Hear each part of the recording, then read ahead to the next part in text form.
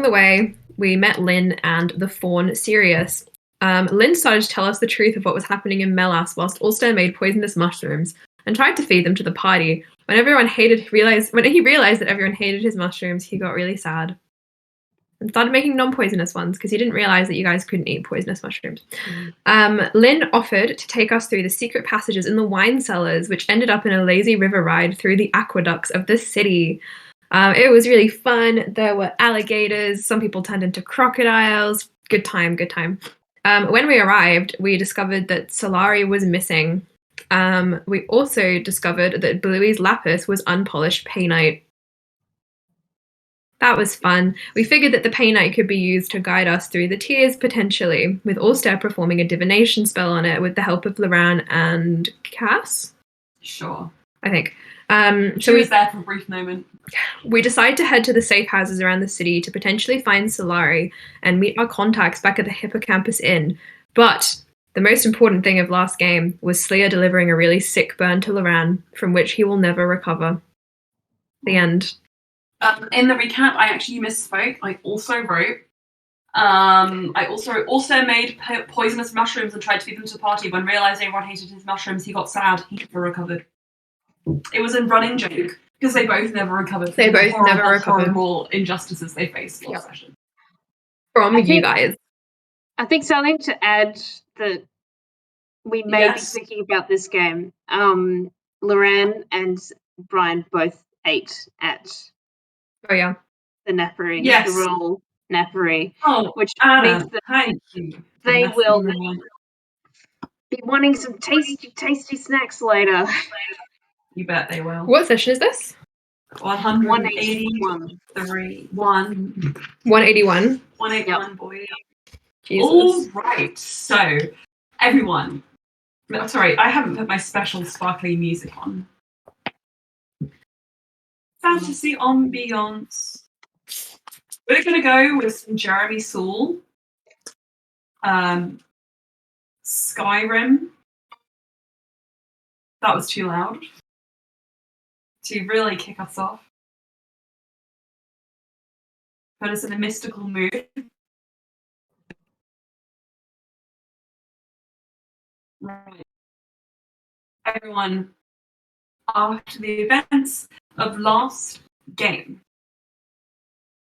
we stand in the abandoned home of Solari, one of the last known clerics of Carmarthenshire. She isn't here. We don't need her anyway because we have the painite now. Mm-hmm. Lynn says, wait, sorry? We have a rock. Okay. That will show us the way. Right. Well, the good thing about clerics of Carmarthenshire is usually they can get you from A to B without having to face any of the perils that wait you in there. But we can just eat the perils. Well, it might actually be a good idea to see if she's still alive anyways. More help better than less. Mm. Also, Lynn says, just kind of tentatively, we have been in the city for a couple of hours now, and that was her vague voice. We've been in the city for a couple of hours now. So Mom's a sound. Mullen and Finnegan have probably arrived at the inn. I wanted to meet with the secret council members there to discuss how you were going to handle Melas in your absence. Okay. That sounds very bureaucratic and boring. I think I might get a drink. You can get a drink for free at my bar if you like. I will stay at the bar. That's fine. This is not my country and therefore not my responsibility. Loran says, I like that thinking, and starts just having a little wiggle dance in the corner. Sorry, Bluey. Just sometimes you gotta take a load off, you know. I'm responsible for many, many lives, and I can't be responsible for all of them. Otherwise, my fragile mental state might collapse. Sarah's butts in at this point to say, but we do care about what you're doing here, Bluey. We really do. Yes. And I'm here for you. I will support you in everything you need. Yes, because Why does everyone have a problem with my drinking? Loran says, because they're boring. They are boring. It's very rude, actually. Then he shakes his head and he says, Bluey, I will support you. But not financially. But not... And you already have. Financially, I mean. I've given you money.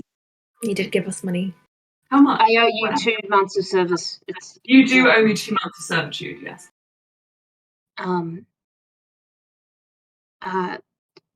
Lynn, should we... How do we get back to the inn? Like this... I'm guessing the same way we came is not an option. She nods and she says, well, up until today, I had thought that this house was safe. Nowhere's safe. I'm learning that now. Not really. I could attempt we had people to find Solari. If she's still How would you alive. do that? Is there any sort of trace I can find in the house of hers? Of course. So if just blood. Oh, okay. Maybe an investigation check, please. Okay. And because Leah's not good at this, and we are planning I'm going to go ahead and just burn a spell slot to become proficient in investigation. Neat. Casting borrowed knowledge. Lauren's like, ah. Cool. Okay, so your proficient investigation, and everyone you see look as Slayer's eyes like sharpen to those of like a hawk as they look around, like they see everything into 7 dimensions. Like you can look upon a tesseract and see all of its cube size. Yeah, a tesseract. The sides of a tesseract are cubes. So like the sides are 3-dimensional cubes. Let me look at it. Isn't it crazy? Anyway, sorry. My mind has been blown. Also, that was a 19. 19, great. Okay. Can I tell you something else that's going to blow your mind? Well, maybe not yours. But that's cool. I forgot what it was. Oh, something about a tesseract? No. Something that would blow my mind. It'll come back to me. It'll come back to me. Don't worry. We'll carry on. Okay. So anyway, yes, tesseracts are crazy. But the 19, Sleer, looking around, you do eventually find a few tissues with like speckles of blood on them. You do find strands of hair.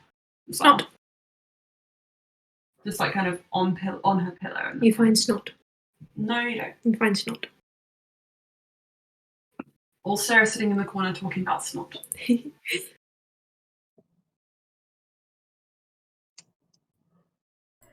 the closest are the. Could I attempt to with this?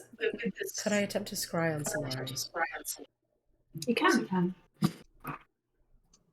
I could have done this for you, but Alistair, would you like to do this for me? I'm on Elijah watch. Pardon me, Sleer, would you repeat that? Oh, I said, Alistair, would you like to do this? I'm on Elijah watch. Well, it's very important. You can scry on one person once every 24 hours, right? Or is that, am I mistaken? I think it's if they fail. Sorry, if they win, I can't scry on them again for 24 hours. Okay.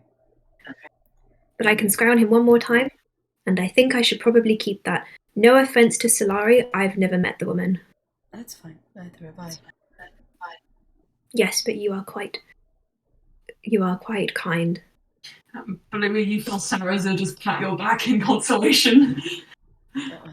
Yep, Slay will cast scrying. Okay. So, Sleer, your vision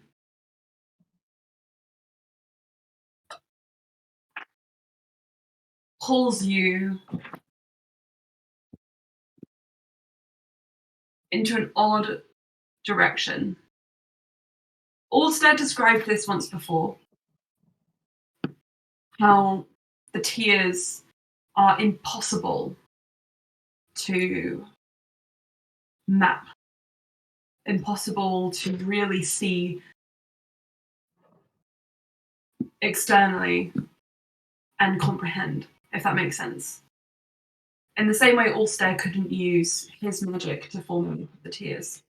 You can't quite figure out where you're going, but you know just from the fact that this is really fucked up, you're probably in the direction of the tears, even though you don't know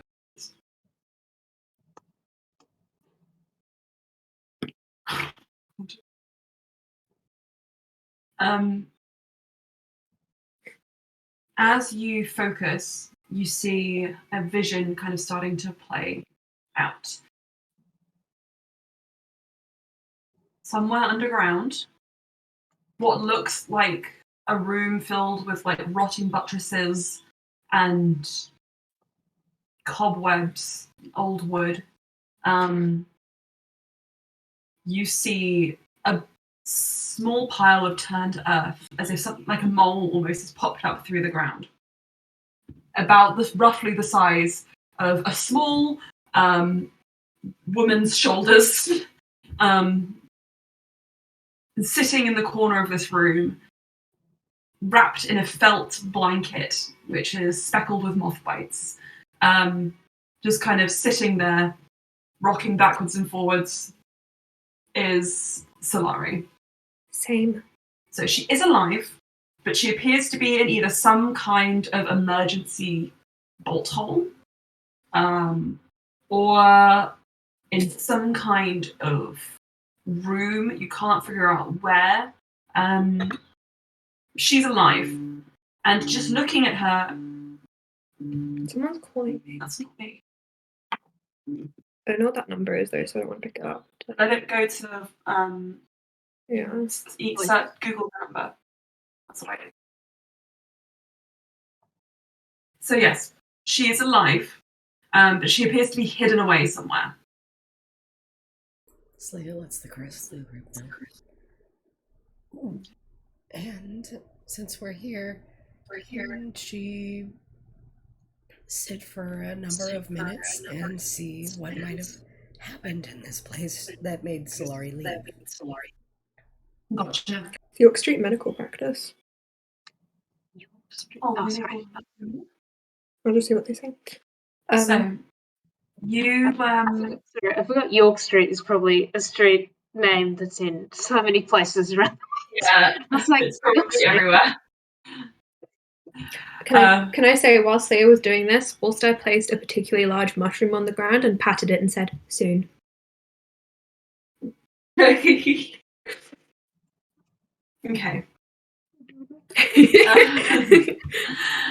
Slayer, as you sit, can you remind me how this kind of process works again, in terms of D&D mechanics? Okay, so once per short rest, I can spend at least 1 minute meditating on an object or my surroundings to receive shadowy information of recent events, and I can do so for up to 20 minutes to learn basically what has happened over the past 20 days. Okay, I'm going to just give you significant events. So, yeah. You go through... Do you want to do this for as long as you can? Basically until we get some relevant information. If it seems like I'm going to get relevant information within all 20 days, then yeah, she'll sit there for 20 minutes if nobody stops her. Sure. Okay, so how it happens is this. You sit down and you begin to sort of focus on the vision of what happened to Solari and what happened in this place. First, you see almost nothing at all of note. You do see the quake that was referred to by previous citizens you encountered take place. And you see after that point, the information begins to become a bit more relevant. So, after the quake happens, Solari's attitude begins to change. She starts to pack special items, no, personal effects and things away into lockboxes, putting them in her cupboards, in her drawers. All of her money, she kind of and valuables, she puts in a sack and takes out the door one day. You don't see what happens to them, but when she comes back, she's a pile of gold instead. She starts making herb bags, poultices, and you get the impression as she's preparing that she is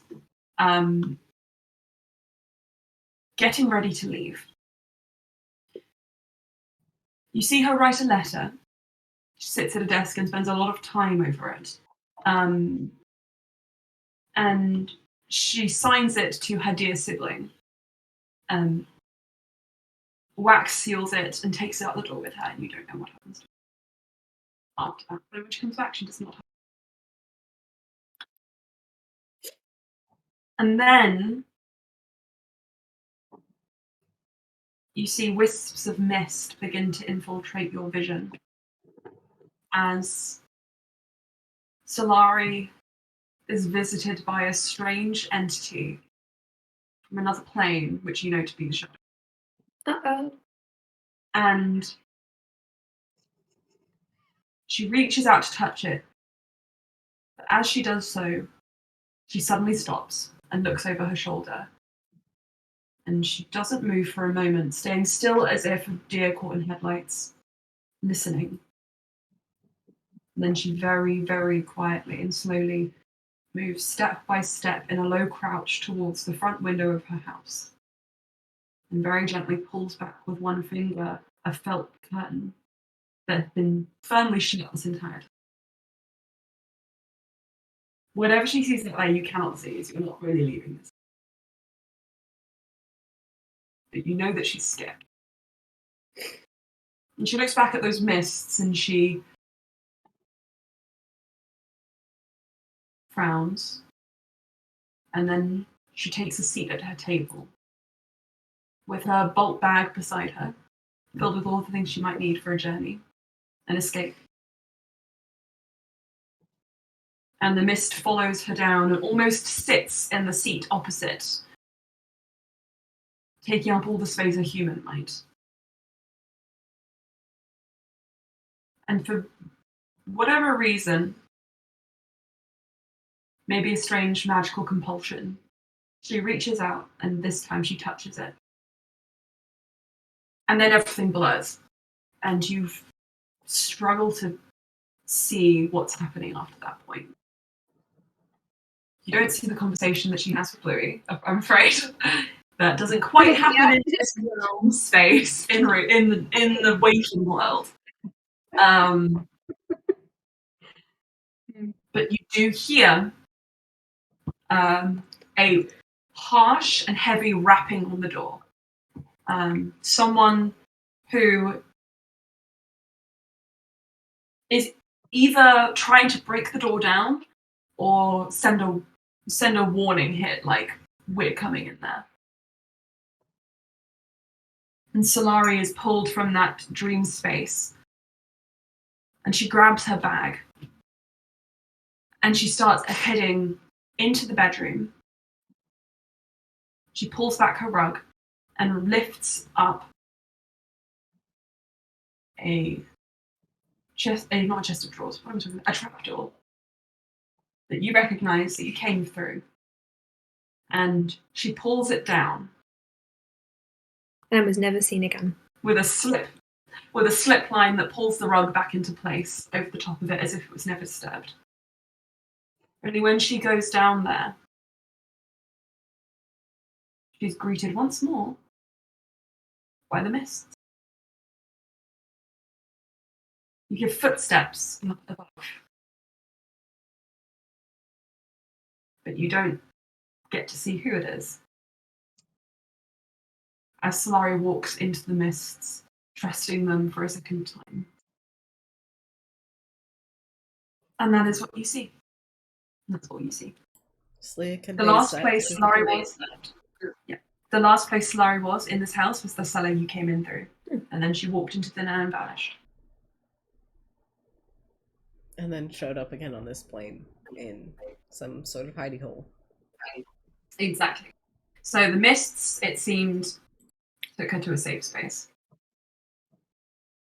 Ulster is meditating over his mushroom. Mm-hmm. Emma? Yes. Did the mists appear to everyone just near the end of the last game? Is that a thing that happened? The mists, yeah. So the mists are present in this town. Okay. But we something can't. that you are aware of. We also, can't. Sorry. What happened the previous game was that you learned that you would be able to potentially call the mists to you with this payment, which would suggest that the mists are kind of present in this town.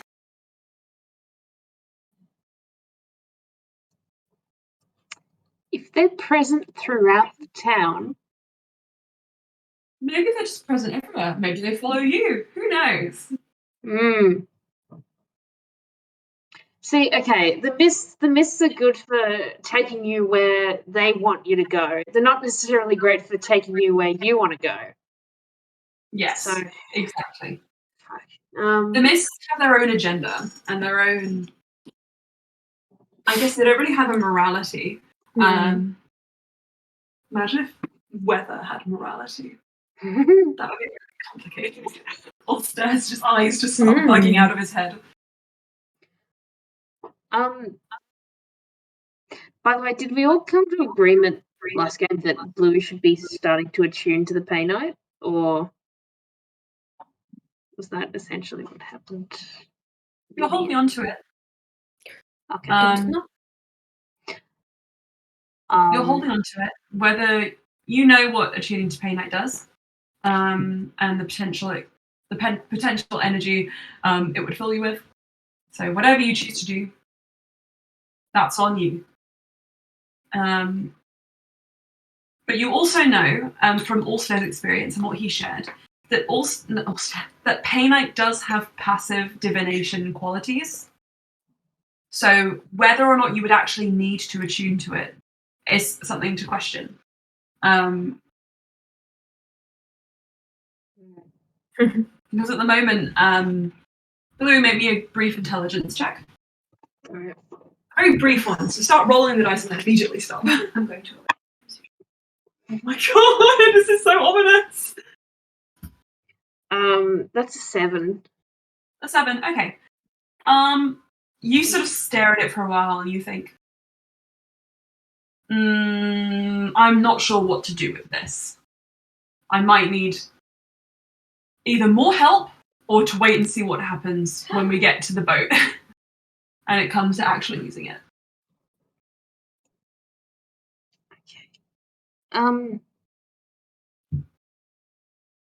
Okay, if it seems like Solari is safe but not for long, should we find a way to head back to the inn? Lynn says, look, if what your friend Slia says is true, and if you trust these fogs or mists or whatever, she might be safer where she is. None of us are out of danger until we fight this thing. Until we free Melas from the Church of Tiamat. Don't forget the world. And that too, yes. What are you doing with that mushroom, by the way? Oh, it's almost ready. I don't... Everybody, if you would like to gather round, please. What? Loran will sit down intently. Sit. Sarah, as I sits, Momsy shuffles over and sits beside Bluey. Right, so Bluey. I was wondering if could I make some sort of survival check to see that it's not going to blow out some poisonous spores. You don't trust Ulster? Can I just do a nature check to see what kind of mushroom it is? Or nature, just out of whichever. curiosity. What kind of is it poisonous or not? It's not poisonous. Should Bluey do something or? Are you doing a nature check? It's a cute little bell-topped mushroom. Bluey, you're doing a survival. Yeah. It is glowing faintly. So I guess it's a 24 I'm finding a mushroom for you. 24? Oh my god. 24 nature for Slayer. That's alright. 17 survival for Bluey. Okay. 17 survival, and your nature was 24. 24, and Slayer, your nature was? Oh no, Slaye's nature was 24. 24. Okay, so gotcha. Okay, so Slayer, first of all, you recognise this genus of mushroom to be a bay bollete mushroom, which is like a nice warm kind of colour. It's also known as porcini and has a very nice, lovely, mild flavour. And then I wanted him to have food when he awakened. this is one of them. Bluey, oh sorry, I'll show you again.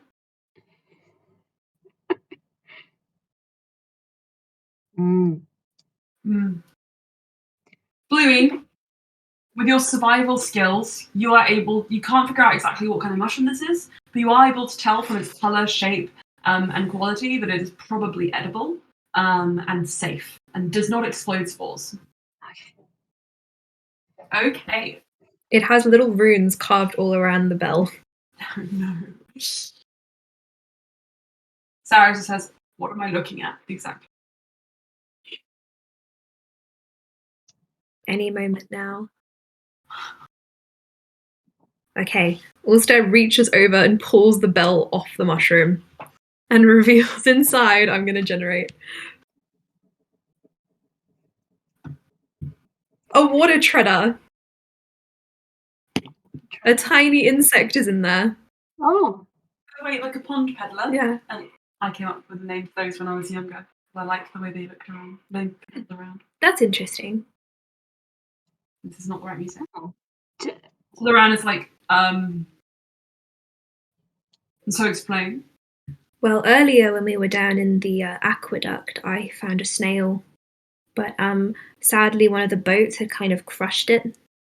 So I felt bad, so I put it in my pocket. And then I thought, well, I can bring things back to life. Why don't I try and bring back this poor snail? So I put it in the mushroom, and I did a smaller version of reincarnation, and now it looks like this. Well, that's not Does it look happy? I don't know how. It's looking for a source of water. Oh, Ulster kind of like goes over to the trapdoor. Down you go, chucks it in. Oh, it falls a great height. That's fine. Cool. It's cool. I used to like, ooh. You're so funny. So, yes, I just wanted to test the limits of my abilities. I suppose I am become God now. At that point, you hear a slight rumble of thunder in the distance. Like you've displeased some nature-inspired entity. I think I am the nature-inspired entity. Also puts the bell back on the mushroom, puts it in his pocket. Anyway. I hope you all enjoyed that. Did anyone like mushrooms? Also, as you ask that question, the thunder rings again, just very, very lightly, but you get the impression it's much, much, much closer to you now. As a tiny little grey, like kind of white rain cloud appears over Ulster's head and starts drizzling on his crown. Why? I think Sylvanus is jealous of me. This isn't the mist, right? This is a little. This is a little rain cloud that's stuck to Ulster's head. Gosh, he's petty. Mm-hmm. Aren't we all? So, as we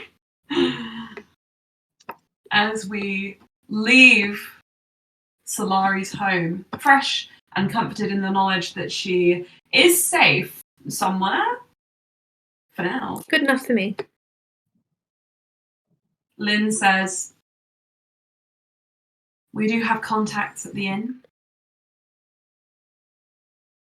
And if you have time, there is a council meeting happening later today, this evening, where residents of the town will be able to come forward and speak before the council and discuss matters pertinent to the population. I'm not going to that. That's fine. Bluey can go. I meant, yeah. Ulster takes his crown off and puts it on Bluey's head. It's good. No, actually, it doesn't suit you. He takes it back. Cold or something? It's very cold. It actually hurts to take off on someone else's head. He puts it back on. Mm-hmm. I think it suits him better. We'll get you another one, Bluey. Bluey gets have a little seaweed one. No, Ulster puts his hand on top of Bluey's head and a little crowd of mushrooms appears.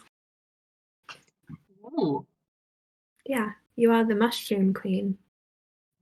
I wouldn't pull those off if I were you. Thank you. Thank you, Brian. They take a deep root in your scales. Lorraine's like, also, you're acting so strange. I laughed so hard. My head hurt a bit. Oh, God. Oh, sorry. Just readjust the hair. There we go. You have hair? Bluey's not hair. I was thinking. Thank you. I think Blue would put the seaweed thing on top of the mushrooms. Somehow, Lovely. they work together. There you go. You now look like you emerged as Queen of the Swamps. It's wonderful. All hail Bluey. All hail. I'm just thinking, what if Bluey leans into Swamp and we waltz into town as entirely new people. Ulster takes his ceremonial dagger out and just places it on both of Bluey's shoulders. All hail Bluey. It's up to you now, bud. And smacks Bluey's arm. Okay. Look, when we get to the actual council meeting, I have an idea. I stole this dagger from Jennifer. She was the Lorraine says, who's that? Oh, she tried to kill people. Oh, well, there you go. She made really nice goulash though, and it was Goulash, sorry. There was good goulash. But she was not good. No. Was there anyone here who's really fully good? Me? No. Okay. So, Bluey ponders. Linda kind of stands in the corner of this and is like, So anyway, to get out of here. Oh, we were doing that? Yeah. So this place is compromised. What I'm going to suggest is we all slowly but surely head back down into the basement, get in barrels, and we split off in different directions. Remember that big, what's it called? I've forgotten the reservoir down under. Oh. Yes. I don't want to get in the water again. Well, why can't we just walk? Because we could run into. This location is compromised. I can turn into a bird and fly away. That's fine. I will do that. Lauren says, I can teleport away. I can also clicks his fingers, and Saraza, Loran, and Mums Misvald turn into birds. Okay, what kind of bird is Loran? Loran is, at first he turns into a peacock, and he's like, no, that's not quite right. Clicks again, Loran turns into like a pigeon. It's a sexy pigeon. Yeah, they're all sexy pigeons. Wait, I did see some really cool looking pigeon pets the other day.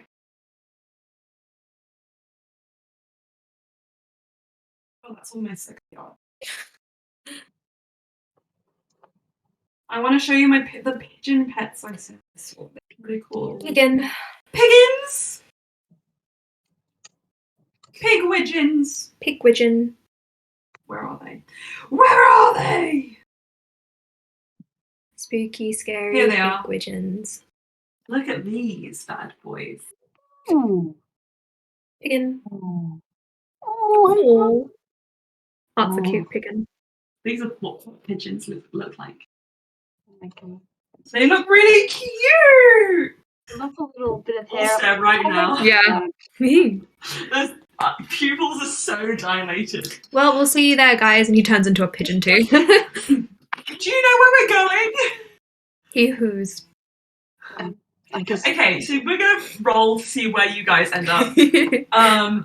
So Bluey, Saraza, Momsazard, Slia, and Lynn. Lynn just turns to you and says, "What's wrong with your friend? Is he still high from the royal nappy?" No.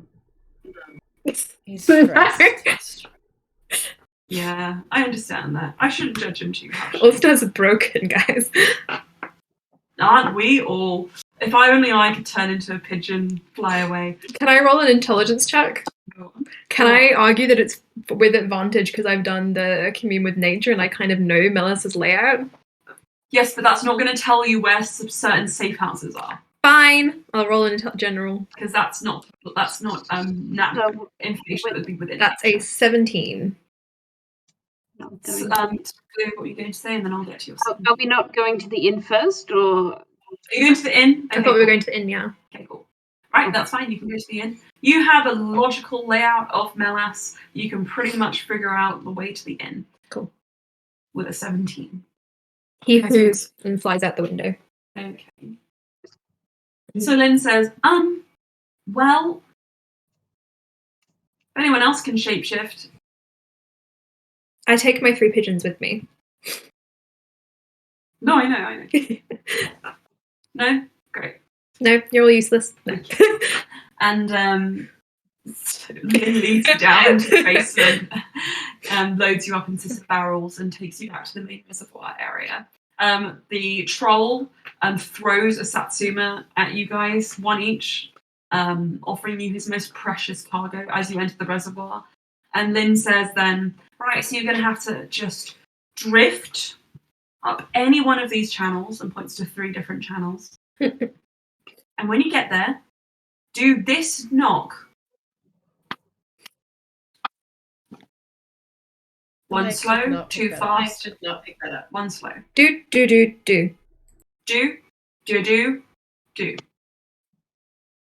Okay. Cool. And then I will see you at the inn. When you arrive, head to any of the tables and just order some drinks. Okay? Okay. So we'll see you at the inn? At the inn. Okay. Our contact's already waiting for you there. But they may not appear wholly as they are. They may be in disguise. Okay. Odd. Okay. Goodbye! And she barrel spins into one of the mysterious tunnels. So, you guys have 3 tunnels to choose from. Left, centre, or right. Solari has gone down a different tunnel. These are the 3 she's pointed to you. There are, in fact, 4 of you, so 2 of you can be doing this together. Or you could go in groups, 2 groups of 2. Hang on, there's Bluey, there's Slia, there's Lynn, who's just left, and... Momsazard and Saraza. Oh, I thought they were transformed into pigeons. Oh, they were transformed into pigeons? Okay, never mind. Guys, there are 3 tunnels and 2 of you. Where are you going? Left, right, or centre? Slia will go wherever Slia goes. Okay, alright. I think that's sensible. Bluey, I think maybe if she has some sort of sense of the direction of northwest, then she'll go the tunnel that most points there in case Make a survival check. Survival, alright. Can I assist? Okay. You may, yes. Northwest, I figure, because then it'll be shorter. Bluey's saying out loud.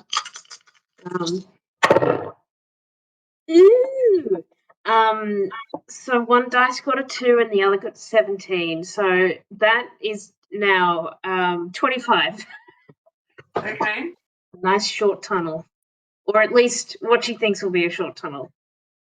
Going towards the northwest. Okay, you head towards it.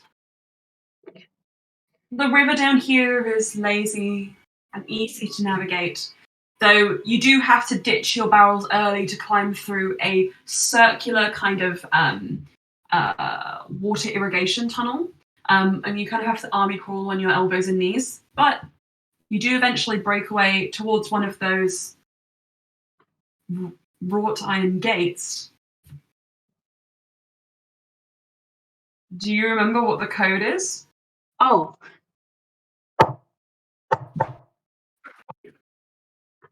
No, that's the code when you get to the... Oh, to allow someone to let you out. What's the code to get through the gates? Wait, to get I told through you the last gates? time. You told us last game. Oh, it's 87263. Oh, thank you. Yes, I did write that down, but yeah. 8, 7, 2, 2, 3. God, I'm so glad to hear Slayer. If you were to look at a phone and type that in, you would be typing in trand. Get it? TRAND, like Harmon. Okay. But anyway, if that helps you guys remember it if you ever need it again. So, the gate creaks open, revealing, just like Lynn's, another wine cellar. Only... One second.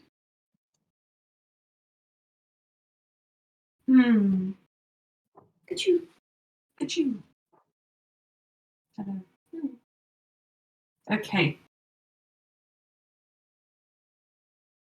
You find yourselves in a similar cellar as before. Only this time, rather than wine, it's filled with recreational sporting equipment. Bean bags. Big, like, deflated beanbag chairs that are rolled up. You see, like, stacked up little drinks cups that have just, like, kind of been sealed away. You see, like, ration packs that are kind of just, like, wrapped up tightly in airtight materials at the edges of the room.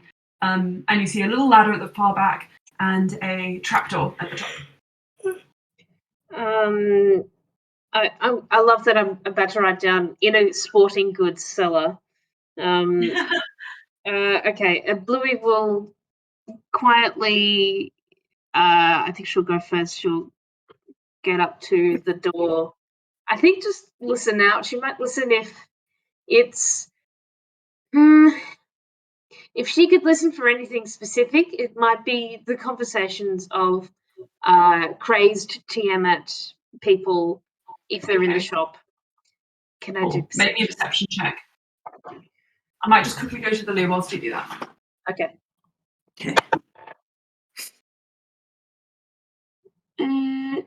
That's a 19. I also rolled a 19. You also rolled... Sorry, it's a 19 or a 24 with my modifier. 19 and 24. Okay. That's pretty good. We got some sharp... Oh, no. Oh. You okay? Doing my best. Do you have access to some sort of honeyed drink, or I don't know? I have some tea and some cough drops. Tea is good. Yeah.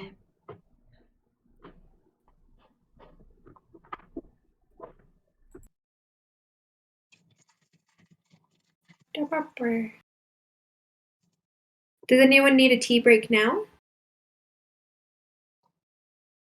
I think I'll be all right. But I mean, if either of you are looking for one, just mostly Valen. I still have some tea and some water left, so I'm okay for now. Okay. Thank you, though. Just buzz us if you need.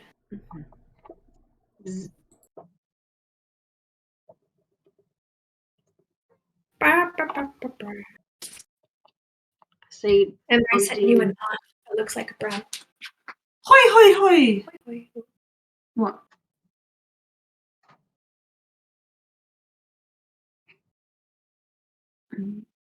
Ow.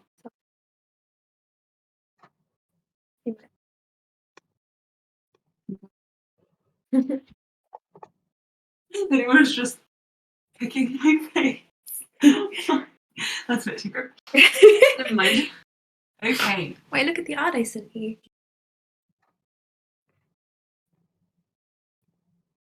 No, it's brown. I'll send it to the group chat. Ah. Ah. Ooh.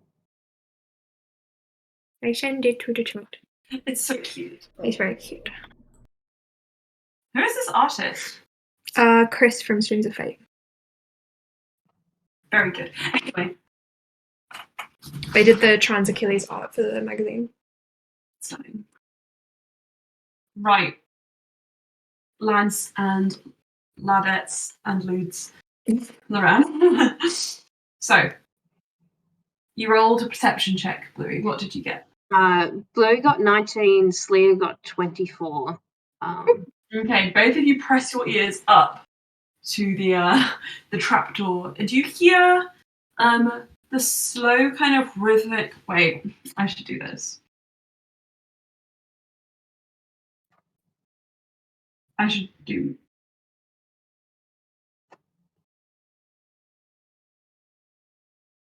If I do this, then it looks like I'm pressed up against something, but that is way too uncomfortable.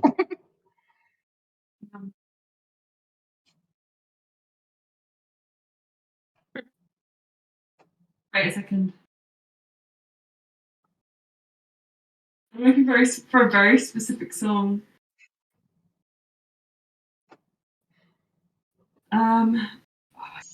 Some form of music or...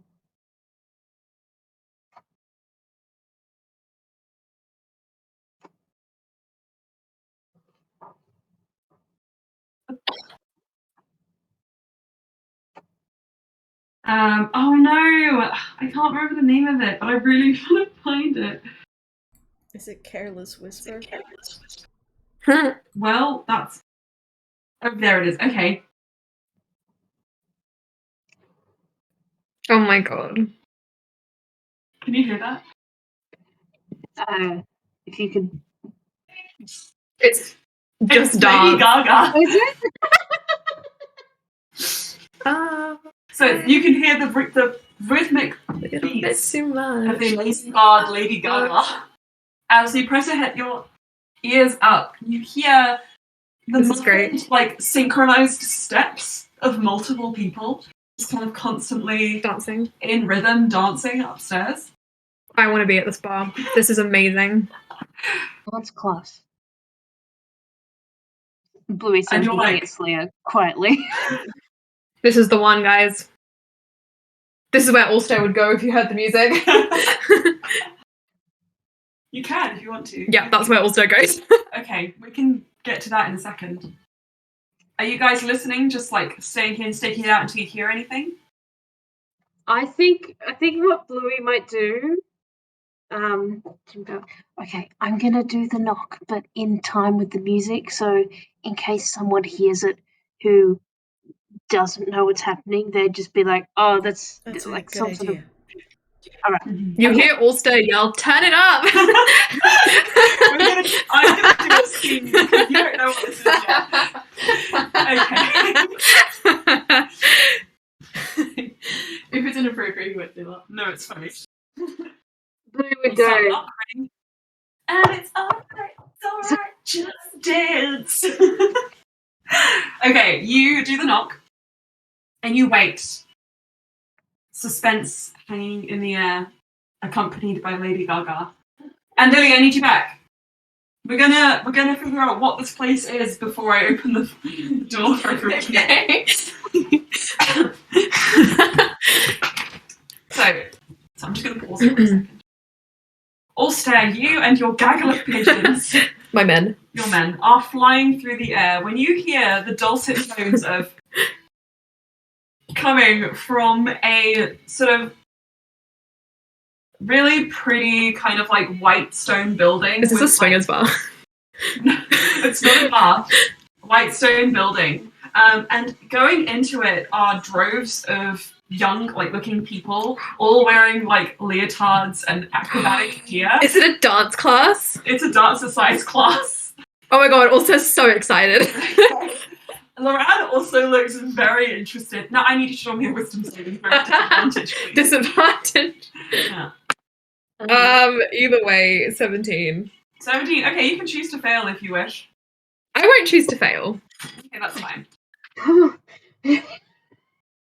Loran, however, is like, cuckoo, and starts flapping wildly in that direction. I'll go with him, yeah. Okay, do you turn back into humans? Once we arrive, yeah. Okay, you land and you turn into humans, and Loran immediately pulls dancer-sized gear in his bag. He has it all along. Also, he's wearing S&M clothes. He's like, yeah, this is fine. Okay, fair enough. Loran is going to change into a leotard in the middle of the streets for fun. So, all of you head... Is it like a mankini? Yeah, you bet. Oh, no.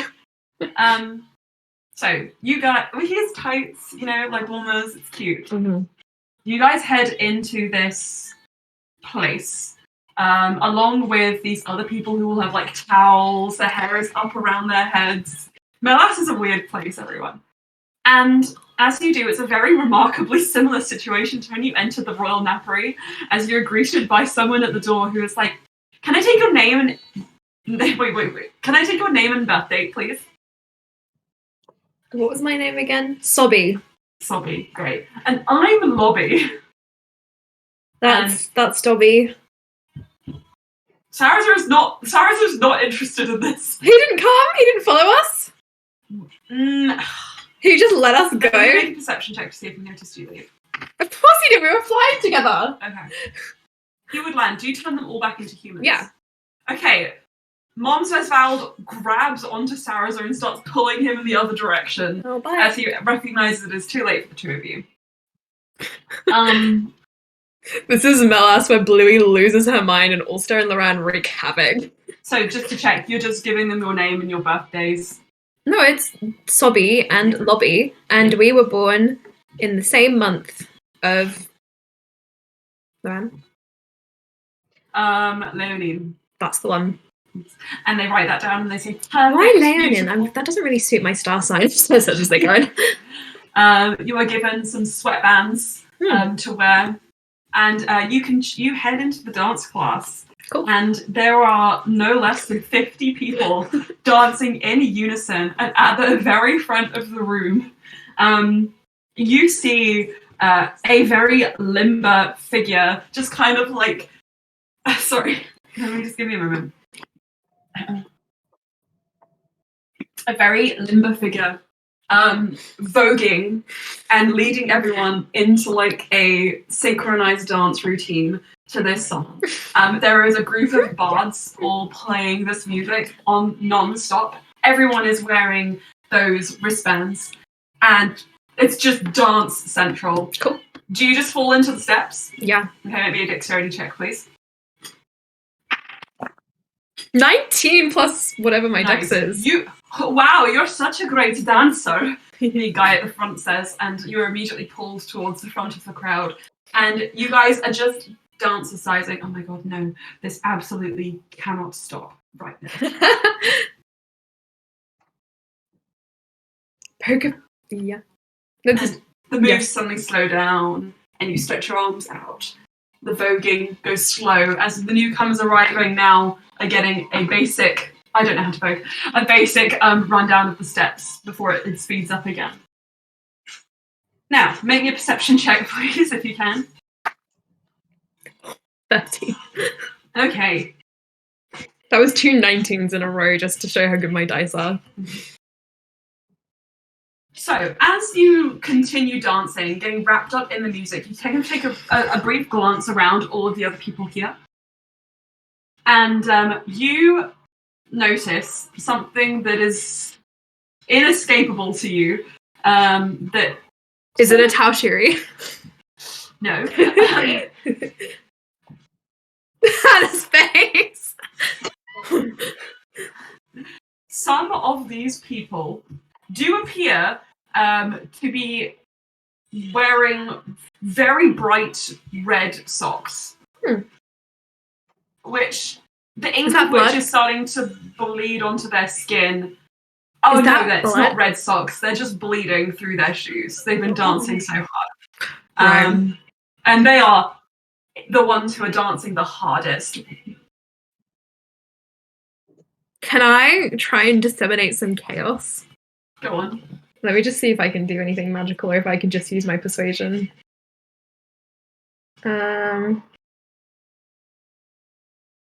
So, first of all, I'm going to cast Dispel Magic. Okay. Over the area. And as I'm moving around, I'm going to be like, why don't we freestyle, guys? Why are you all just doing the same moves? Wouldn't it be a lot more fun to, let a bit loose? And I'm going to roll a persuasion if I can. Okay. Should Brian do this while crunking? Dirty 20. Sorry, what did you say, Blue? Brian should do this while crunking. Yeah. I can't crunk either. Guys, I'm having a good time. Ulster's a great dancer. He's a figure skater. Yeah. Loran is the first to take you up on it and just start, doing the sexiest, writhing on the floor dancing you've ever seen. You look around. I'm going to say you can get a certain amount of people depending on how good your roll is. So you got a 20? I got a 20 and I cast Dispel Magic. Okay, so I'm going to say it's a big group. I'm going to say the 10 people around you. Dispel Magic has a big radius. Wait until I finish talking! The 10 people around you, who hear you firsthand, pause and then they're like, yeah.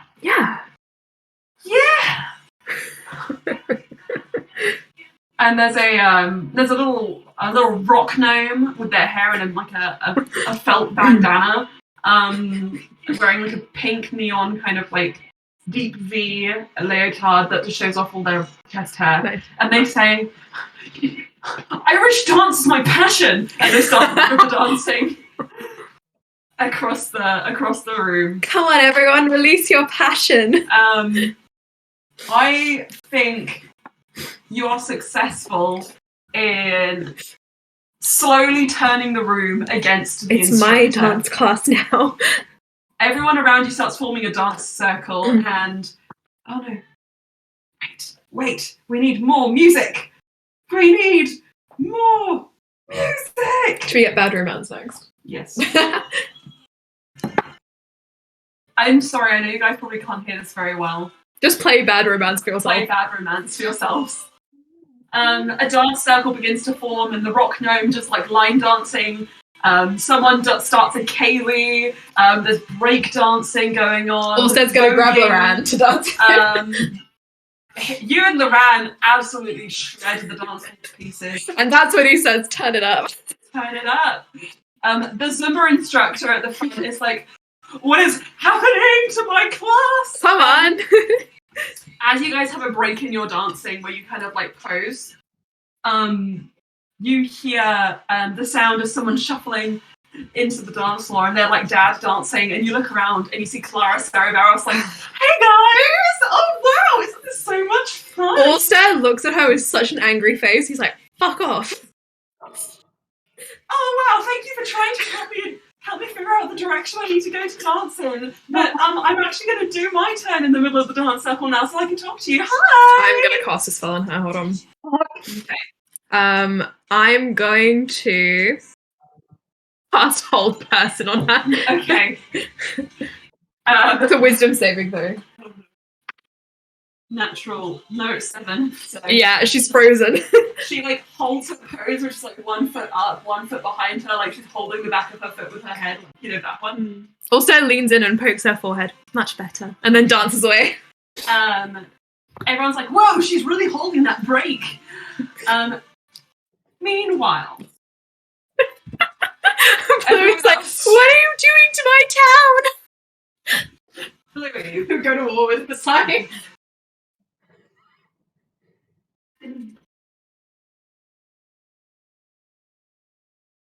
Louis, as you do the knock, there is a pause, and then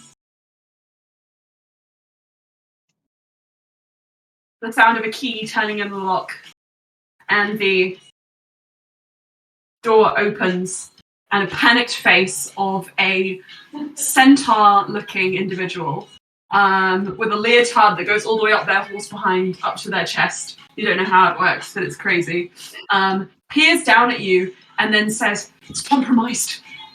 Oh, wait, who are you? I'm Bluey. Oh, hello.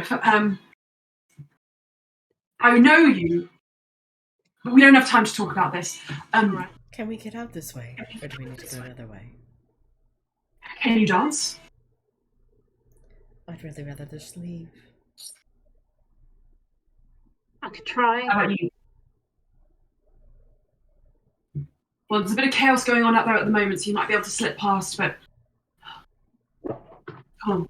And they pull back. And you see that you guys are in like a break room with like water fountains and like towels and showers. And there are a few terrified looking individuals like huddling in the corner like and the centaur looks over them and says, "It's okay, I'm gonna get you out of here. We're just gonna get them up here." And the centaur says to you, "This is we've been compromised for a while now. I've been trying to get a message to Lynn, but I've not been able to escape the dance." We'll get a message when we. It's my dance class now. Thank you. This is how I free people from the tyranny of what's going on up there. Anyway, if you dare, just confidently stroll out of here, ready to dance with a glass of water in your hand. You might not see me again. What if some of us dance to make cover and the rest of you can slip out while we're heading out? Your brave souls. I will never forget this kindness. And you guys can dance your way out. Make me a performance check, please. I feel like performance checks were built for this scenario specifically. Can I channel divinity to give Louis proficiency in performance? Oh my god, of course. Cool. I've never heard of a better use of channel. So I add the proficiency bonus to what I rolled? Yes, plus your regular modifier. Well, I rolled a 13, which would have meant I got a 13, but I actually got a 19. I'm Nice. suddenly feeling and it. 21. Oh. Right, so Bluey, can I please make a suggestion? Yeah.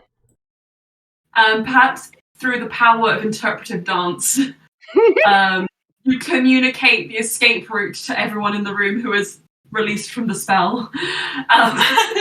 Supposedly. It's like you're doing the air hostess.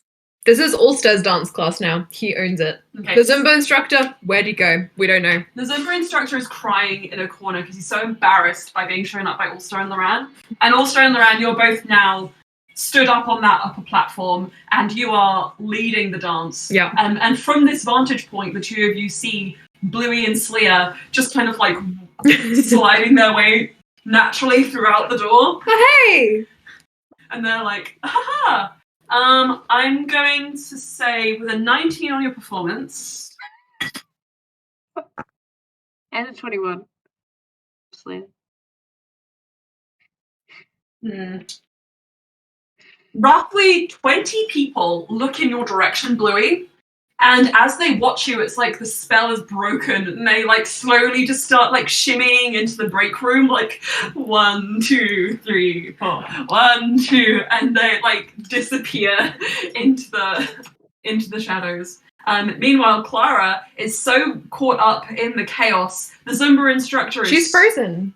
Is so caught up in the chaos. Exactly. The Zumba instructor is crying in the corner. Nobody who is under the spell really has the capacity to notice what's happening, as more than half the people in the room leave of their own accord, dancing into the shadows and looking for the escape route.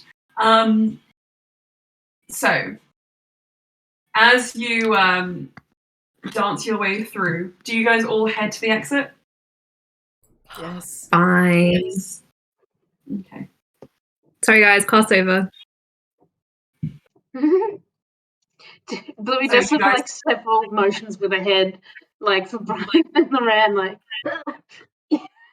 I'll have to carry Loran out.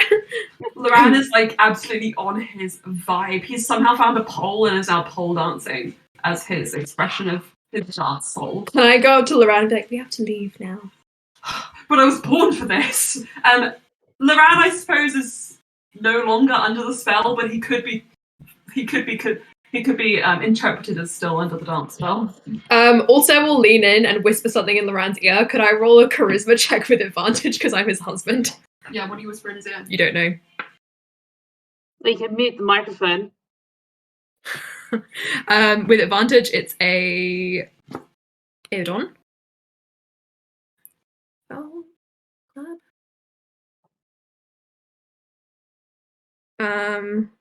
charisma. Ah! I hate the mobile D&D Beyond. Always gets me out of my character sheet. My charisma's +1, so it's an 18. Okay. With an 18, Loran immediately like does the splits down from the pole and starts strutting out of the dance hall, and all of you make it out of. I actually want to call this Dancery Lane. Dancery Lane. Dancery Lane. The out of this dance hall, unscathed. Is there a fly? Yeah. Ah! Get out. Fuck off. I'm just imagining this going like the end of the birdcage where everybody's just congaing out. Like, oh yes. Let's not make a scene. Let's just go. Mm-hmm. So what's fun, you guys are slowly realizing about Melas, is that looking around from the outside, Bluey, your town's lit. it's impossible to tell which establishments amongst these places are centres meant for controlling the population and which are genuine residences and businesses. And from what the centaur said to you, it seems that at the drop of a hat, without really being able to communicate this to other people, genuine businesses, privately owned establishments, the safe houses, are slowly but surely being taken over by the Church of Tiamat. But hey, it was a fun jazzercise class. Yeah. Well, it lasted. Well, you know what? These people might need to get For a deity of chaos, if they can't handle a little bit of All-Stars chaos, really, what are they even doing here? All-Stars the new deity of chaos. So. He looks very proud of himself. He's just like, that was fun. Mm-hmm. Loran is still like vibing in the corner. Oh yeah, forget what I said earlier, Loran. Excuse me. What? Just forget. Okay. He starts vibing again. He is in a leotard. It is odd. I think it's fine. He is skin tight, but he is free. This is what Slayer meant with the fashion, Loran. I have no idea what you're referring to. Anyway, where to next? Monsters Val appears in the corner, just like staring at you guys, and says, "Oh, you didn't join in the class." I was not aware we had an assignment. You stopped us from seeing Saraza in a leotard. Saraza turns to Monsters Val, takes his hands, and says, "Thank you." From seeing him in a leotard. What did you say, Slia? Sarazer stopped everyone from seeing Sarazer in a leotard. You don't. I don't. That's fine. Also looks devastated. Everyone, no, I have to put my foot down. We can't get to the inn yet. We need to have a conversation and an intervention. My body is mine. Only mine to look at. I do not like being objectified and ogled by everyone in this group. It happens constantly. You always slap my bum. And for why? In my whole 100 and plus years of life, this has never really happened before. Only until I met you all did I start having my rear end attacked on a daily basis. So please, I'm imploring you. I would like you to respect my physical and fashion boundaries. Okay. Okay. Mm-hmm. Wait, are we good? We'll see how long you last, Sarza, without the attention. I'm not Loran. I'm not Loran. Also is averting his eyes and respecting Sarza's wishes. Okay. I will not perceive you. No, don't weaponize my words against me. That's not what I meant. I will not perceive you. When answering my question, you're kind of perceiving me. But I'm not looking at you. You can look at me. No, I don't think so. So you can't look at me without sexualizing me. You just said not to perceive you. Cool. I'm going to walk away. Okay, yes, let's get on back to the inn.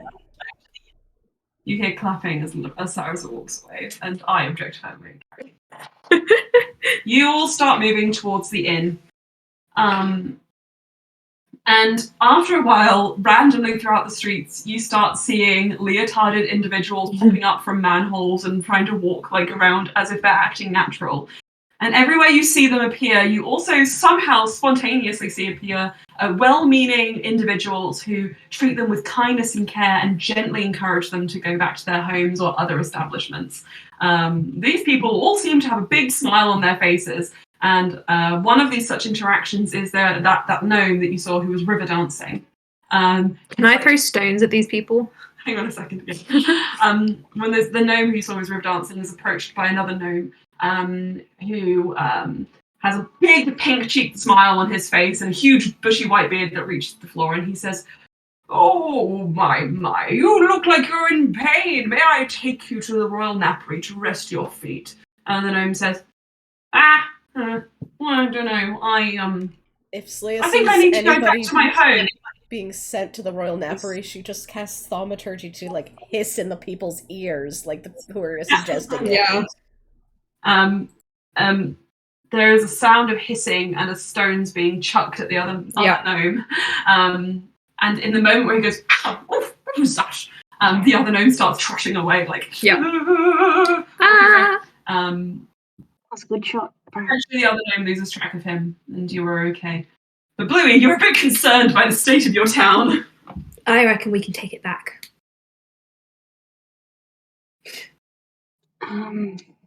Bluey.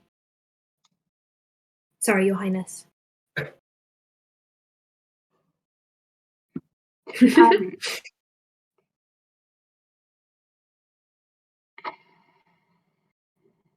hope so.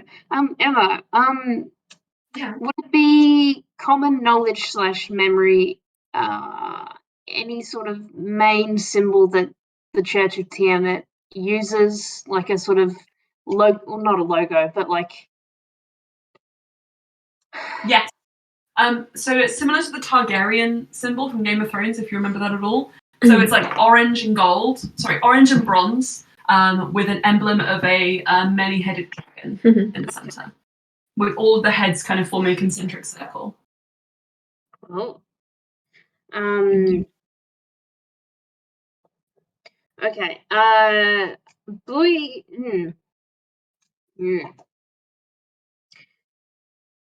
I have an idea. I just want to file that away for now. No.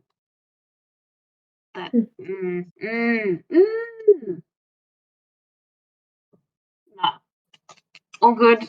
Bluey's just very concerned. Yeah, feeling quite powerless at the moment to do all that much, since we have to go somewhere and it's all everybody's out with the smiles and the propaganda. Yeah. I understand. So as you kind of look upon the scene, part of the humor of it begins to wear off when you see a leotarded individual pull off their shoes and socks, and you see just like feet that have been rubbed raw, and their sock is like stained dark brown at the tips where it's just been like old dry blood. And they just slowly pour like cool water over their feet, and the white kind of streak starts to run red. And this is not an uncommon scene. And you're not the only people who are seeing this. Regular individuals who have been able to stay in their homes without getting caught up in any of these odd activities or thrown into the nappary for dissenters are watching with a troubled expression on their faces, especially a lot of the younger people of the town. Those who you would surmise have not experienced the Tears of Carmentran for themselves firsthand, or know what that even is, really.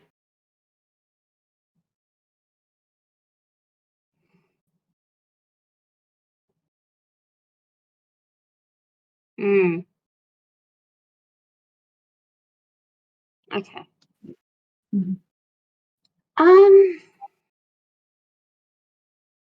I know it's not healing. Leading you back towards the inn. I know it's not healing. I'm kind of tempted to do a rally for one of the people we just passed who was examining their old bloodied feet. Just to give them some temporary HP. I'm going to allow that, yeah. Okay. A rallying cry kind of sort of thing, to inspire them almost. Oh, I think Blue should say something. I can't think.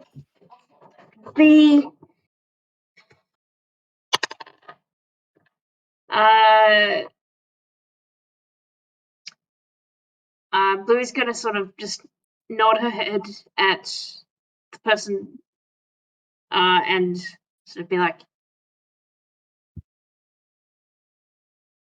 we'll get through this. We're going to find something better than Carmentran or Tiamat. Yeah. They look over at you, and there's a kind of like a fog on their eyes, and they say, something better than this. And they sort of like drift off a little. But you get the impression that they were, that the fact that they're even thinking of their own free will at all is kind of bolstering them. They get 6 HP, by the way. Nice. Okay. You make your way through the streets, and you notice a building which you previously walked past very quickly and did not get a chance to actually investigate at all. But in the center of this city, there is a teleportation circle temple. It looks like it is relatively unused. In fact, the door is bolted shut from the front, and the windows are unlit. It's been kept up as much as the pretty parts of the city have been kept up, but it's not necessarily somewhere that people are flocking to. Encouraged to be. Exactly. And Sarah says, I remember going there. It was impossible to get out of this city. Should we? I think we should keep that in mind. I'm sure we could somehow get through. That looks mostly physical. If we needed to ram something. Loran says, I can magic us through potentially, or I'm sure you could bust down the door. Mm-hmm. And you continue on, and you make your way all the way back to the tavern, where Lynn was supposed to meet you. But first, following her instructions, you open the door, head to a table, and raise your hand to order some drinks. What are you guys having to drink today? No. Oh my god.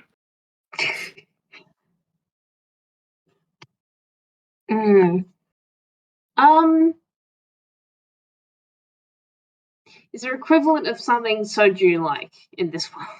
Oh, not soju. Because Bluey asked for several little cups and one bottle of soju for the table. People can get what they want, but like... Gotcha. I think that as you kind of watch this, what's it? I think that as you kind of watch the menu, just look at the menu. Why do I say watch? Look at the menu and kind of scan. You do see there is a fermented rice wine that comes in like 5 different flavorings. There is a kumquat flavoring. There is rhubarb. There's apple. There's blackberry, and there is lychee as well. I'm a sucker for apple. I've just now decided that Bluey's a sucker for apple. She'll get the apple. Okay, apple. And you guys order your round of drinks. Nevin and this mysterious rice beverage come to you. The rice beverage looks a lot like mackerel, so it's like a cloudy, like kind of creamy colour. And when you taste it, there's a slight fizz to it almost, though it isn't fully fizzy. And it's like a very sweet, kind of like almost wheaty flavour with the flavouring kind of filtered between it. It's very nice. It's very good. Special feature of this is tiny bits of rice floating in it. Right. As you all sit there, you hear the gruff voice of a stranger say, "May I join you?" And you look up to see Merlin wearing a fake beard. Oh. It's very obviously Merlin wearing a fake beard. Mm-hmm. And he sits down and he says, "Hello, strangers." Howdy. Also, not looking at him out of embarrassment. Sorry, I'm just saying that's so sad. But Merlin says, "I'm glad to see you friends have made it through the city unscathed." He's ignoring him. Guys, it's me. Guys, it's me. Yes, Okay, you're drawing attention to yourself. I'm not drawing attention to this. I am very well disguised. Okay. Who wants a round of Nevin? Loran puts up his hand and then points a finger right at Merlin's face, and very subtly the beard starts to attach to his skin. I will pour out shots of Nevin for whoever wants them. Merlin attempts to pull the beard off, but it is now attached to his face, and he says, "Oh. Which one? That was you, wasn't it?" He looks at Loran, and Loran says, "Yes," and then shots the Nevin that you gave him last time. Oh, you okay? Yes, wonderful. Also shots his. Hey, you guys are getting drunk. Except when you taste the Nevin, it just tastes. Not you, Bluey. Don't worry. Okay. Ulster, Loran. It just tastes like bath water. Well, this isn't good enough. Ulster reaches in his bag and brings out his own flask and fills up their shot glasses. Okay, you take a sip of that? Yeah. Dull tap water. What has happened? Momsveld says, "Did you eat at the Royal Napero?" Also, they've just taken 2 shots of Nevin. Is that a problem? We'll talk about that in a moment. Yeah, we did. Well, that's going to stick around for a while. How they get you. This isn't real. It is real. And you also look like you're about to pass out. Also, maybe a constitution saving throw. Oh, shit. 13. 13. Loran is like, "Also, what happened to you?" Oh no.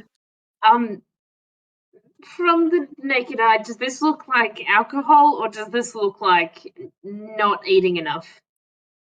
This looks like a combination of both alcohol and an empty stomach, and the strongest alcohol you can imagine.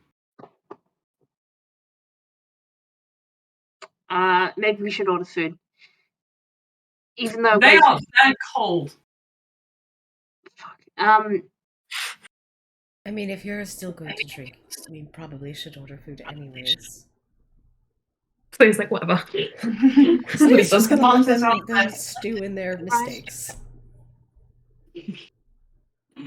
Sarah says, I will spoon feed each of them. You please continue with your meeting. Louis, you don't have to fret. Okay. We should order food.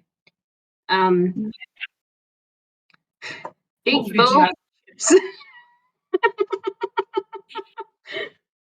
I don't know. Look, maybe it's not a food that'll make people feel the best, but you can get a huge bowl of cheesy mash with gravy and sausages if you. Nice. I've just gotten my appetite packet. That sounds amazing. Yeah.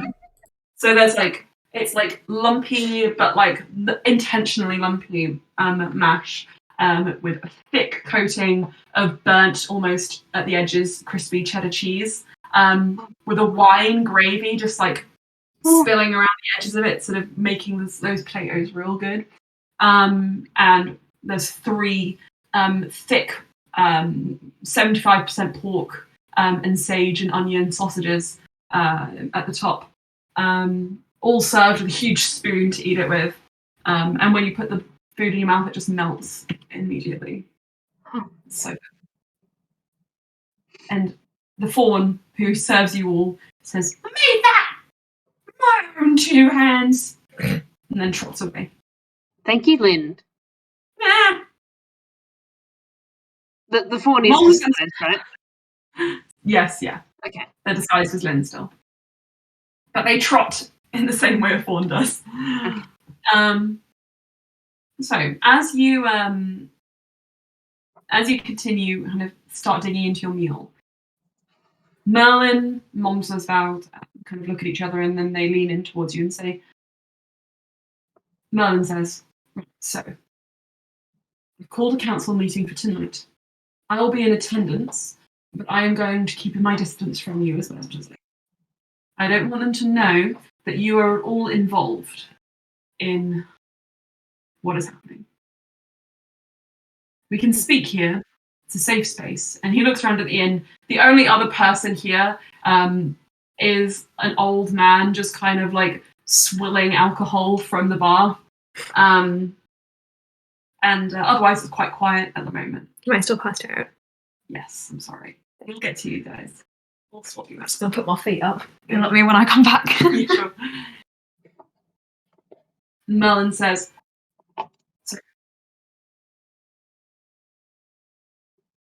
as far as meeting the council is concerned, those of us from our side know you're coming. I will rescind my seat. No, sorry, not Mom. So this isn't Merlin's, Momsesvald. Momsesvald says, I will rescind my seat. Like I said, I've only been keeping it for you until you return. You will take your place on the council. Are you comfortable with this? I don't have to be voted in or something? They know you're coming. Oh. Wait, what? Oh. Louis, you've been in the city for a day. They know you're here. Okay. Yeah. God.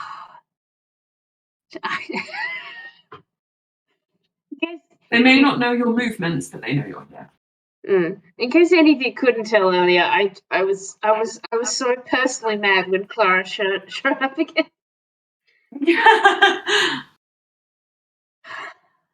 Momsesvald says, the purpose of this meeting today is to hear the complaints of the citizens and to make sure everything is moving smoothly. The real purpose, that only we know, is to ensure that you know who your enemies are.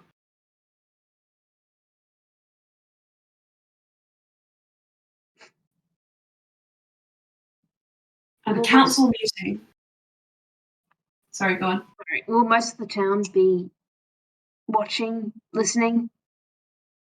Okay. The meetings take place in the pavilion. Now, Bluey. Another purpose is to keep all of the Tiamat Council in one place so that you, and he points to the whole group, can head out tonight to try and stop this. Everything going correctly, this will be your chance to speak to the people and try and fix what's happened here. Just a clarification. Mm-hmm. I thought we were leaving tomorrow. Been a change of plans. Lynn told us that Solari is missing. We've located her. She's in a safe place, but the dance place is compromised.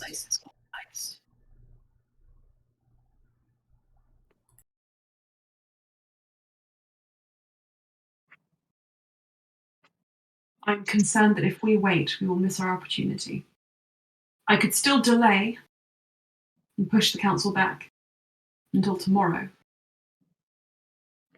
But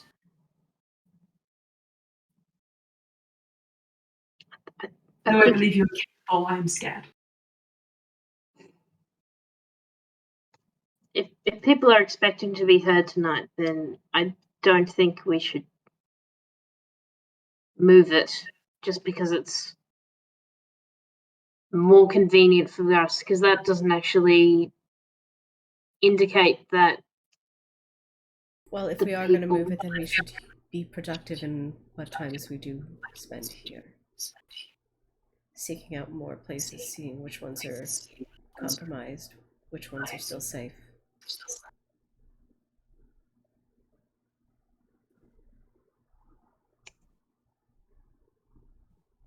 Is Slia advocating for more time? Slia's advocating for more time, just saying that if we are going to ask them to push the meeting, that we use our time wisely. Also looking over at like Ulster and Loran, who are passed out and not going to be waking up anytime soon. Moms as well does say, okay.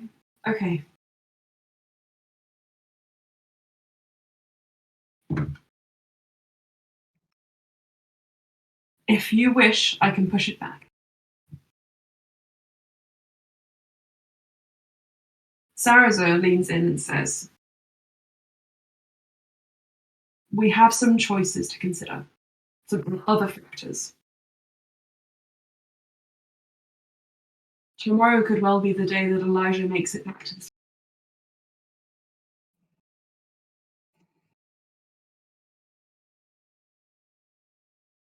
If we are that unlucky, we might have to rush this. Risk exposing ourselves. Is there any way we could have the meeting tonight and leave tomorrow? Mom Zesvald says the plan was to have specifically positioned individuals posing as town members. Well, they are town members, but posing as people with genuine questions, filibuster. They would deter any extra. They would deter any of the members of the Tiamat side of the council from leaving whilst we escaped. I have some skill with disguises. Bluey, we have some choices you can choose from. After you announce yourself, we can do a bait and switch. So nobody will suspect you, but you could join your friends. The alternative is you can fake a sickness. It does expose you to more risk. Someone might insist on escorting you out. But if you prefer not to try and trick people, that's another option. Either way, you'll have to escape the meeting without the Tiamat delegation knowing you've left. Oh, okay. I was about to suggest Bluey running really fast out of there, but it's not fast enough that they can't see me. So The aim, Merlin says, to reiterate, the aim is to give them no reason to suspect that you're heading out to the tiers. If the way we thought about it, if you're in plain sight, they won't suspect that you've left.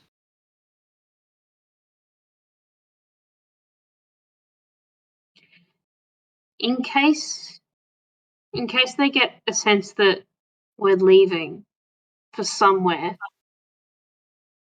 should I let on that it's the old like entrenched like temple that's a bit out of town, something like that? I mean, that's a significant site to this town, but it's not where we're going today. I don't know. She could just. He nods and he says, "You could do, but mentioning Carmen Trand might cause some friction."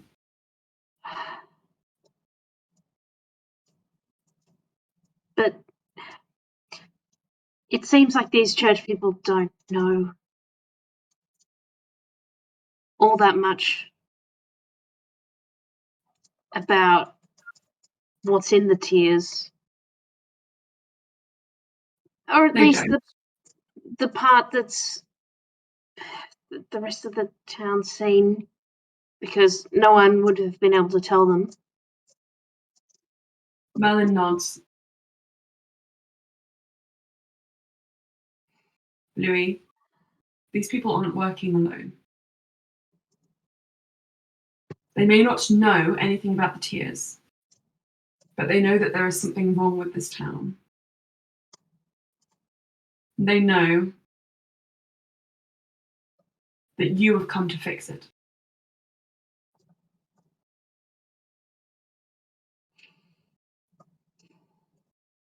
There is a reason why you're constantly being handled by Clara. She's the most dangerous person here. I imagine Ulster sits up at that point and says, "Nah, she's not that dangerous to me," and then slops back down again.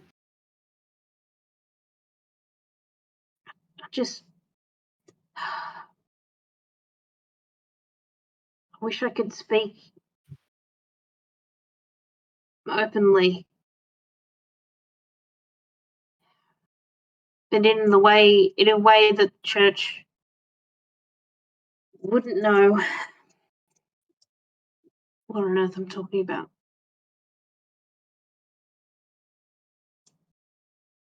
But some people are waking up after so long.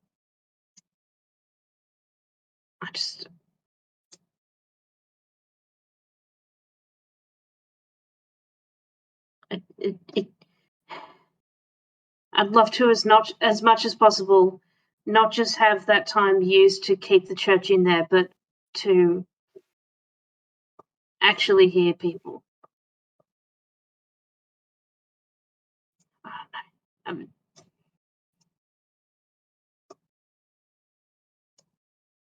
Merlin says, "Louis,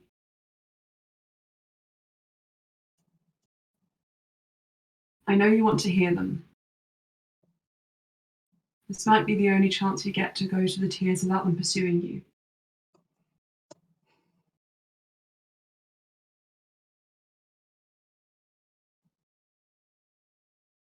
Let me think on it. I'll see what I can do, but it seems like you all want to take some time out. Rest tonight. They look like they need it," looking at the riddles. "And leave it with me. Finnegan will come and collect you in the morning and tell you the updated plan. I cannot be seen here again. My disguise will fail me." Okay. Thank you. He stands up, and Nonzazal also stands up to leave with him, and he says, I too must go and help figure things out. If you need me, you can call me. Thank you. At which point they leave. And also you can come back. Also and Loran begin to kind of gurgle against the wood of the floor. You guys are too stunned to speak. You're basically so drunk that you are mute, and all of your checks you'll be doing at disadvantage. You can still communicate by speaking in people's minds or drawing things down, like drawing pretty pictures if you wish to.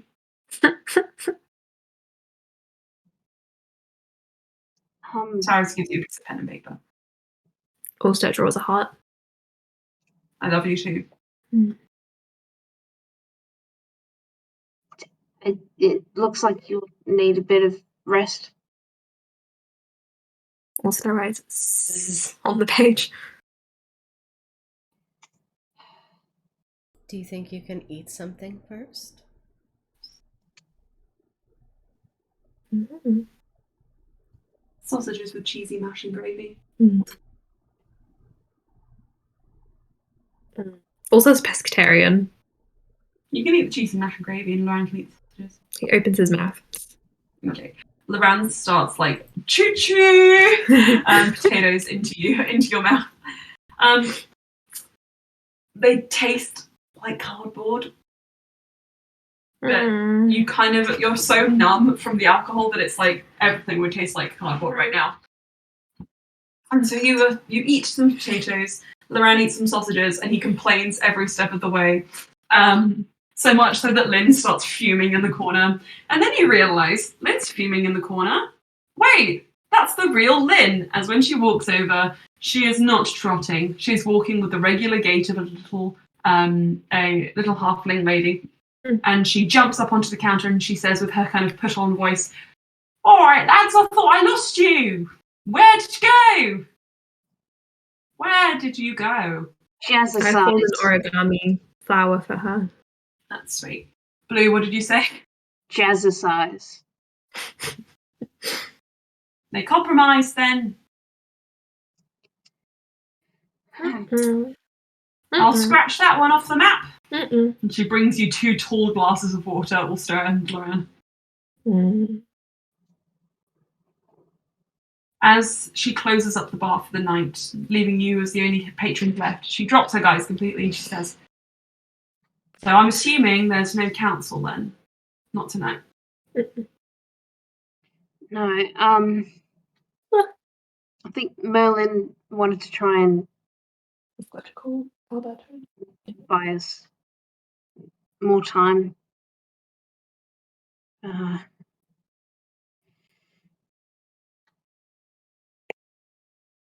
mean, we should be at least somewhat rested when we leave.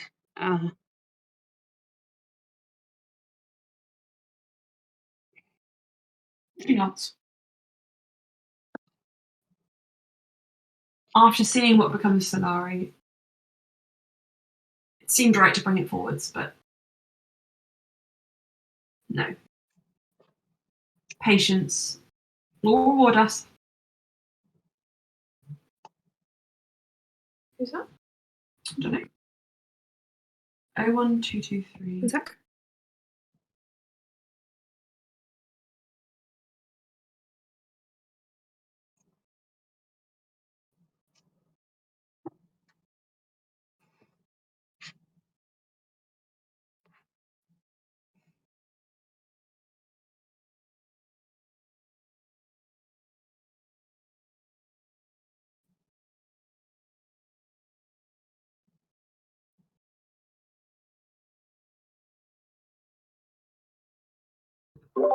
Guys, we might just take a second if that's okay.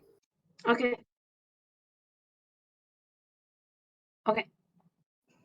I was also thinking Paul Glover. All of that drunk.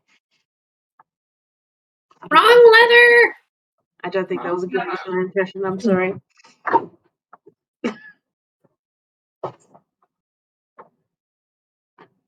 So, everyone.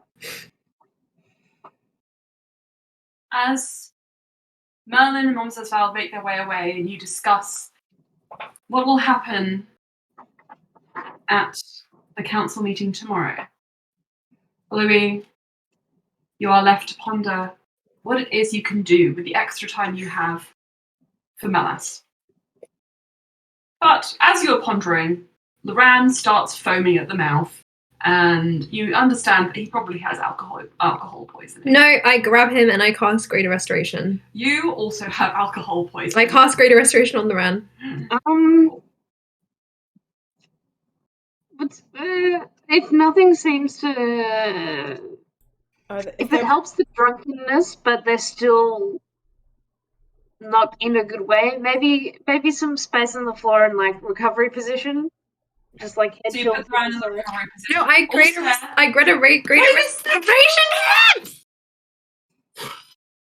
him! Isn't it great when your DM starts shrieking? Louis, you help Loran to lie in the recovery position, whilst also you cradle his little head and cast Greater Restoration. Not a little head. He's got a big head. Okay. Anyway, so... Loran has got a big head. He's big-headed. It's full of air. Yeah. No, it's full of magic. That's why his hair is so big, it's full of secrets. Why his hair is so big? It's full of secrets. Magic secrets. Anyway, as you hold him gently between your hands in the recovery position, he slowly begins to come back to his senses. And in doing so, he... Oh, I'm so hungry. And with the munchies, he rushes back over to that bowl of sausage and mash and starts licking it, like trying to get as much as he can out of it. I fill it up with mushrooms. Also, I can't have alcohol poisoning because I can't be poisoned. Lily, stop. Fun fact. So I can't be poisoned. That means you can never get drunk and you can never be happy again. I can get drunk, but I'm not poisoned. Why do I feel like alcohol poisoning is different because it's not poison? I'm very drunk. Yeah. It's when your blood gets too much alcohol levels, which is not inhibited by whether or not you're able to be poisoned or not. I think I need a heal. Loran looks at you, Ulster, and starts putting band-aids on you. Oh. I can heal you, or you can be drunk. Up to you. Ulster throws up on the ground. Okay. It's all mushrooms. It's all mushrooms, guys. They're growing. They start to grow.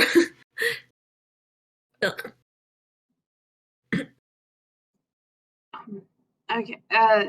Slayer casts a heal on Ulster and then a heal on Loran.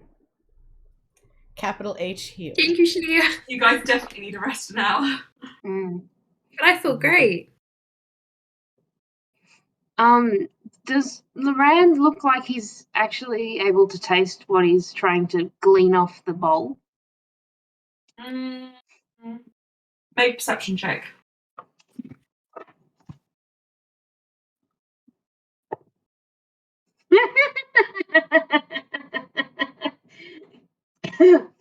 I am scared. No, I have no idea. It's hard to say. He's ravenous. He's got the munchies. Okay. I give him a mushroom. He eats it. Oh, I can taste it. You can taste it, good. I can taste it. Taste one. He eats one. You can taste it. Because we were healed. Yeah. You're okay now. Oh. We're fine, guys. Don't worry. Thank you. Thank you, Slayer, for healing. Now, as you begin to come back to your senses, Ulster, Loran, the two of you kind of realize that this whole time your minds have been surrounded by a fog of insanity, most of which probably came from the Royal Napery and the dance class that you went to, which was of your own accord. I would like to extend a formal apology for the shenanigans that may or may not have been enjoyed by everyone here. You see that Bluey is wearing a crown that is protruding from her skull. That looks quite good, though.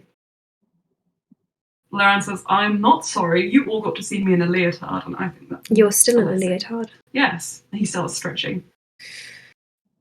Also readjusts the leotard and turns around. Anyway, so we are spending the night here, correct? Sarah nods, yes. Sorry. The original plan was... Well, funnily enough, the original plan was to go to the council tomorrow, and that's sticking. But Mons as Val wanted to accelerate things, considering what happened to Solari, but we've convinced him otherwise. That sounds like a good idea. I would quite like another night. Considering Elijah's still in hell, so... We can check in on him in the morning and see what happens. I can do another one right now, because I have 3 a day. Alright. Right, also I will sit down, and it will be, I think, is it -7? From memory? Give me 1 sec.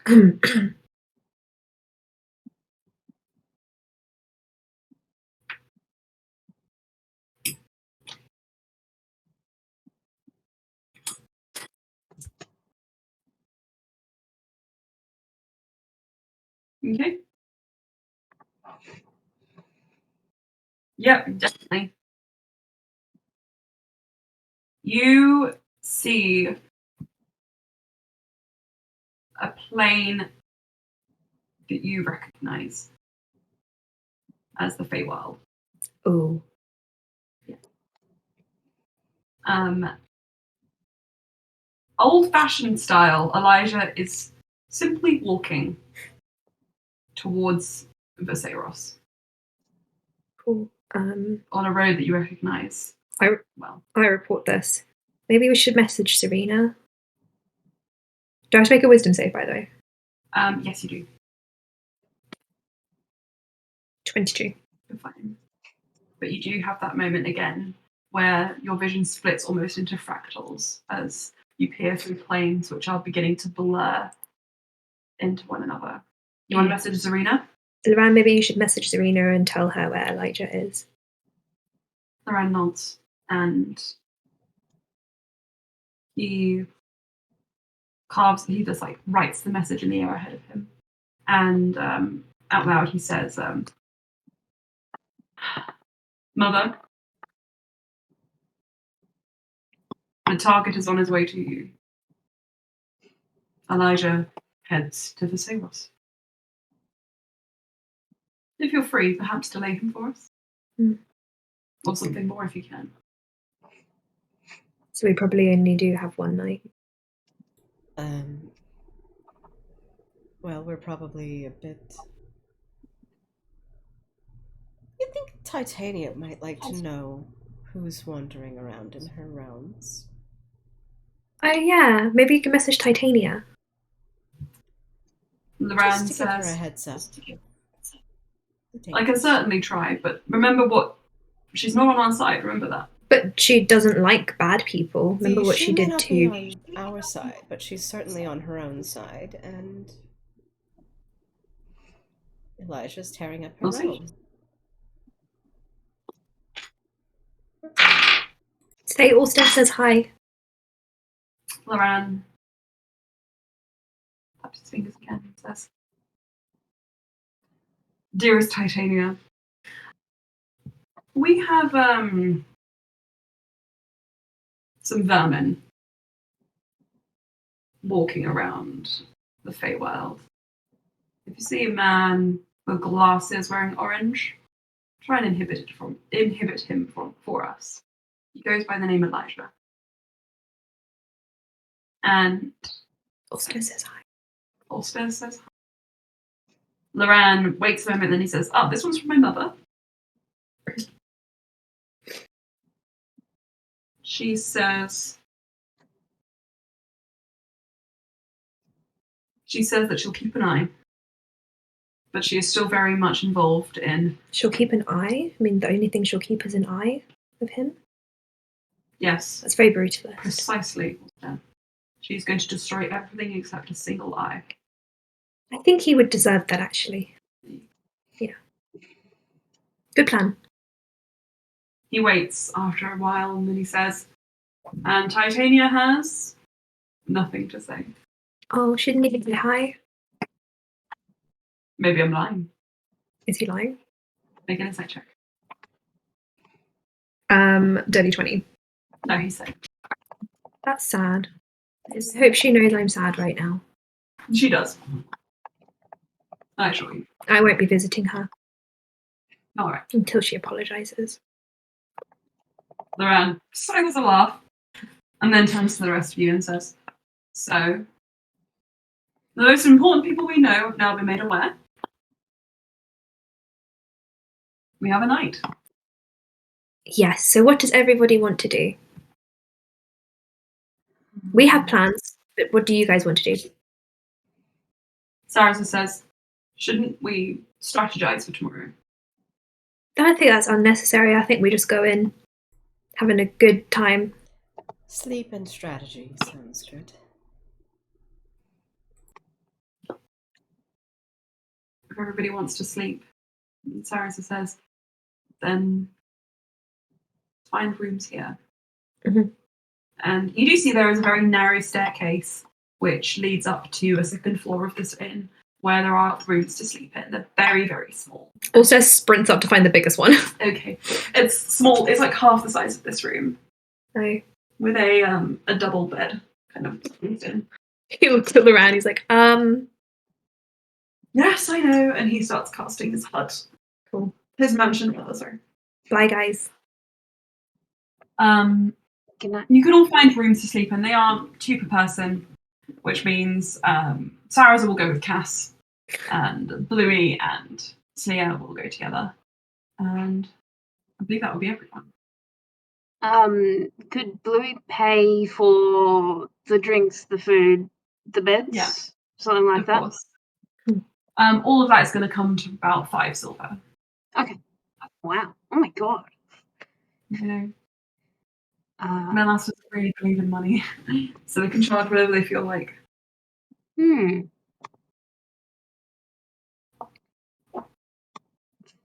5 silver? Yeah. Pretty good. The abbreviation for platinum is PP. So sorry.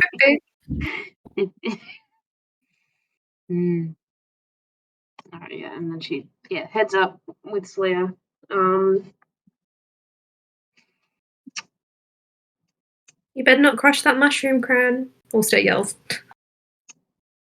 I'll try not to. Ulster, will you please fix the situation with the mushroom crown before Bluey goes to sleep? It's Bluey's mushroom crown. Ulster pokes her out of the mansion door. What are you talking about? Loran says, I think it becomes you quite well. Literally becomes you. It's going to start growing in your brain, Bluey. Slia just gives a very, very stern look. Like, oh, I can't get rid of it, Slia. No, but if I got rid of it, it would wilt, and then the roots would rot inside Bluey's scales, and that would be more painful. You can relocate it, yes. You have control over the plants. They have taken root, so actually I would have to either rip them out or also kill them. Make a nature check. Or kill them. Also make a nature check. Can Slia make a nature check? Slia make an insight check. Ulster, I'm sorry. That's a 19 plus 11. Ulster knows of other methods, but he is not being entirely honest. Ulster, please do not be dishonest with me. I am really not in the mood. I think the mushrooms are great. Yes, not on Bluey. Can I have the choice to wear them when I want? You took away her consent on this, and I think that's... That is very strong language. Ulster looks upset. I really want to scratch my head. Everyone, if you want, I can prepare a special tonic, which Bluey can bathe in, which will simply make the mushrooms turn pink. That's not what I asked, Loran. I can make other tonics, perhaps tonics that would have them released from Bluey's brain Ulster. for a small fee. I'm being honest, is that the best way to remove them is to pull them out. What's the best way to do as little harm to Bluey as possible? Pay me. Probably that, yeah. Small fee. Let me demonstrate, guys. And he grows a mushroom inside his skin, pulls it out, and it starts bleeding. He's like, see? Loran is like, if you do that again, I'm breaking up with you. Loran, how much is your fee? It'll be 2 gold for an elixir. An extra gold if you want me to do the massaging myself. Slia gives him 10 gold. Oh, well, you can both have massages. I don't need one. Come on, I'll come into the mansion and I'll form a bath for you. So looks disappointed. Okay. It takes about 20 minutes to fill the bath, to prepare the tonic, and then Bluey, you can go in fully clothed, of course, because you don't have to actually. It's not a bath for you full body. It's more for like, just your head and shoulders. You kind of reclined back into it, like at a hairdresser. And Loran dons a pair of skin-tight gloves and starts gently nourishing your scalp with his fingers. And as he does so, the spores of the mushrooms just kind of like wriggle out of your skin and start like crawling up around the edge of the basin, and they start returning to their host body, which is Ulster. Ulster absorbs them back into his skin. He seems displeased, I'm sure. Yeah, he's not very happy. He's like, you don't want my mushrooms. They are sentient, you know. Mm-hmm. You have their feelings, but you're safe. It's in between. It's when it's in between. Respecting people's boundaries is important. And this is a boundary that I think Bluey is trying to express. Neither of you will ever have mushroom crowns ever again. If it could be removable and not attached to my scalp, I'd be happy to have a mushroom crown. It's not the way it works, Bluey. I can't just make you a mushroom crown because the mushrooms need to take root. Otherwise, they become hard and gross and smelly. Have you never read a botanical book before? You start sobbing. It's not the... Sometimes, It's not the lack of the knowledge. It's the lack of asking first. But it's a gift. You could ask someone. And in some languages, the word gift means poison. It's not my fault that you all have weak constitutions, okay? And that's an insult. Come into my house and you insult. House. It's our house because we're married, Loran. Actually, we're technically. You know what? Also gets up. I am done with all of you for tonight, and he leaves. Loran closes the door. Nobody leaves. Oops, sorry, I don't know where that came from. He opens the door. Yes, Ulster leaves and finds his own room. I think we would very weakly say thank you to Loran, but retreat out of there. You're welcome. I'm going to give him a few minutes to sulk by himself, and then I will come in. I'll come get him. Good night. Yep. Good night. Good night. You guys can go to your rooms and thank you, Slia. Do whatever you wish to prepare for the night. See a few mushrooms crawling across the ground. You don't know where they're going.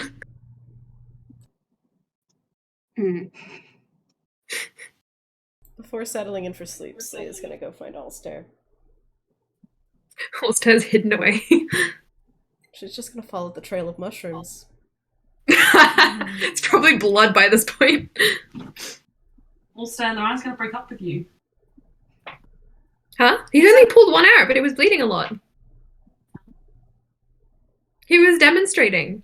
Would Slia have healed that? Yes. Yes, she would have. Okay. He has a scab. You just see flicks of scab. No, you even see mushrooms. You'd probably see a cupboard that's like awkwardly closed and there's a few like strands of white hair at the side. It's that little man in the corner. You know, the little statue. Yeah. He locked himself in a cupboard. Slia knocks on the cupboard. There's nobody here. Ooh, ghosts. Just you and the mushrooms, right, Ulster? Well, the door opens a crack, you see a red eye. Yes. Is there something you want to talk about? Honestly, I'm just trying to have a good time. But I think the more I try to have a good time, the more I lose brain capacity. I think the mushrooms are eating my brain cells, Slia. Maybe don't grow so many. It is quite a lot of energy. He opens the door and mushrooms just spill out. It was the moss, Slia, and now it's the mushrooms, and I just... You're coping. Yeah. And you can't talk to Loran about it. No, I can't talk to Loran about it because Loran doesn't know what I'm talking about. I know. You need to talk to somebody about it. Doesn't have to be me. But I have a feeling that Sarah would probably unsettle Loran even more. As a choice, just to... I just want... This might be the last few days that we're all together, you know? And, I don't really want to linger on that.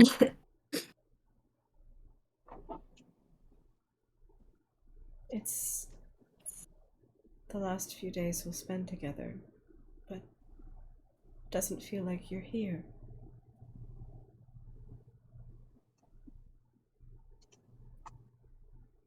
I'm as here as I can be, and I can say the same for everyone else, I guess.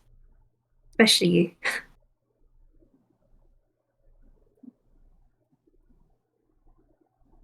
Can Slave roll an insight check on that, just to... Of course. You turn it up a tiny bit. It's not as good as before, but it's still a dirty 20. What do you want to know?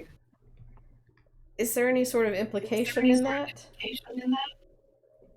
I think he sounds genuinely not moping, but he does sound quite melancholy. And I think what he's trying to say is like, he can tell that Slia thinks that she's going to die, and he can tell that other people are quite resigned to this being like the last hurrah.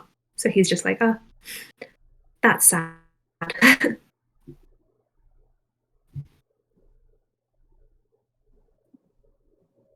Yeah. I'm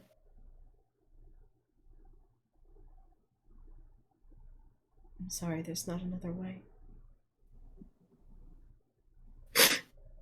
Well, we don't know that yet. Sometimes things surprise us. But if I wish I could be the one to help you with this, but I've realised I'm a bit compromised because if I go unconscious, then kind of over for me and Joanne. You need to take care of yourself, and I understand that. And I have to do what I have to do to protect my family. To protect you all.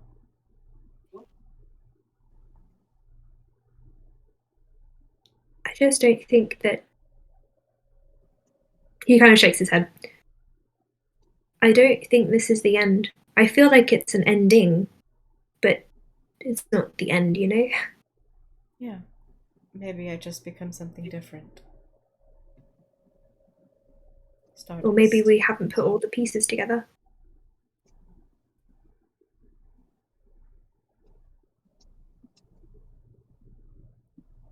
Maybe.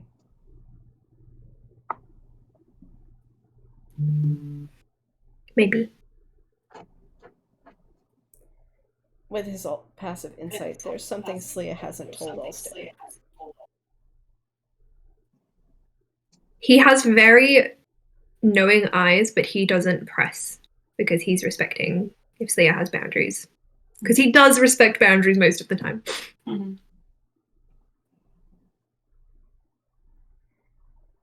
Anyway. Perhaps.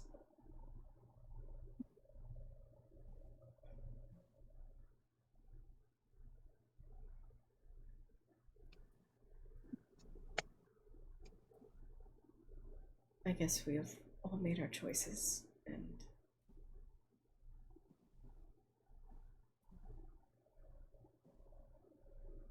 I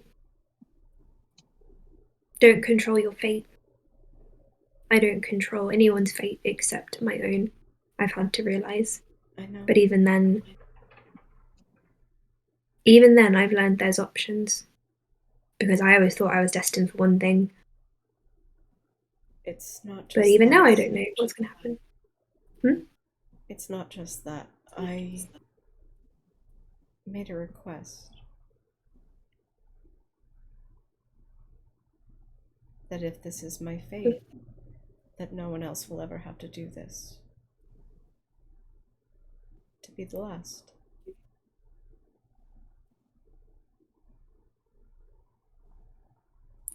Also, it looks like he's considering what Sia said. So if I don't, then...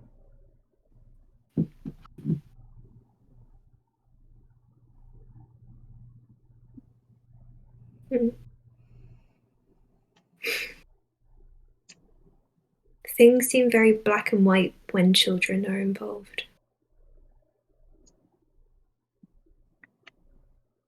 But I can't say how it's going to go for you, Slia. My only hope is that we can't know what the Star Martyr entails. And if your goddesses would really put that on you. Gods are a bit strange. Titania didn't even say hi to me today. She's very busy. Well, so are we.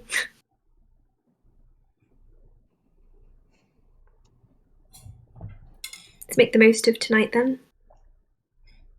Yes. I think it is the last night. Thank you. He offers her a very nice looking mushroom. Slia offers him a hug. He hugs Slia and puts the mushroom on her shoulder. It does not take root in her skin. It was good to see you again. We're always here. Except Loran, he's only mostly here.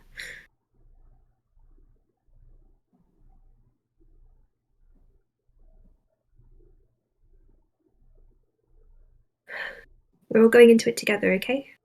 Yeah. Together. And whatever it takes. She just kind of rests her forehead up against his and then goes to bed. Ulster will squeeze her hand and then walk back with her through the main room. The cupboard just mushrooms everywhere.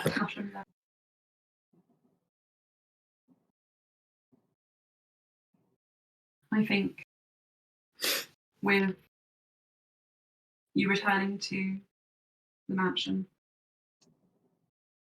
Loran offers all of you a chance to sleep in the mansion in a slightly more comfortable room if you wish to, rather than bed.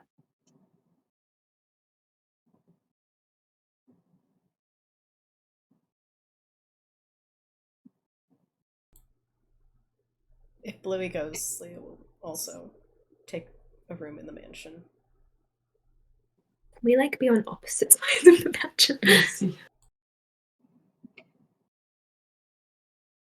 I think if Bluey can take somewhere near the door, then there'll be a room wherever you want it to be. In case Loran locks you.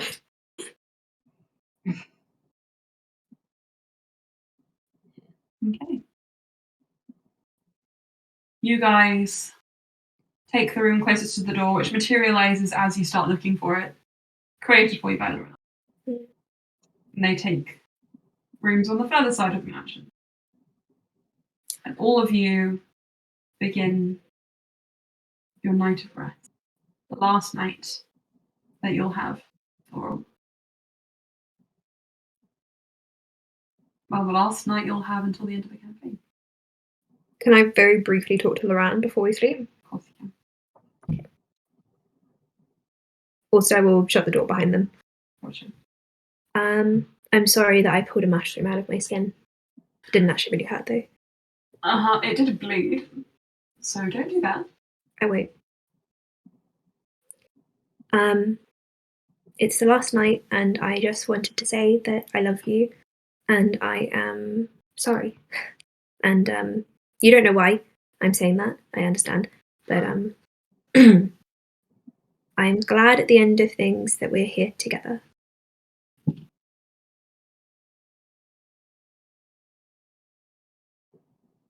I'll accept the sorry, even though I don't understand why. But,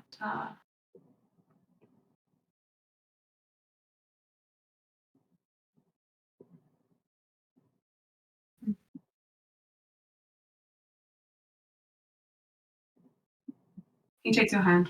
I love you. You're still getting used to it. I am. I want you to explain what I should expect, as much as you know. You don't have to do this. We can do this as a cutscene. Don't worry. As in, like, you explain everything he needs to know. And he says that we should talk about it at breakfast tomorrow, because in the morning. My perspective isn't the only one that matters in this case. In the morning. That's what I meant. I'm assuming I won't be sticking around as I am once tomorrow is all said and done. I don't know how long Zarina set the charm to last for. It has 2 triggers. Do you want to tell me what those are? Do you want to know? If it's important. Well, it was 3 days, or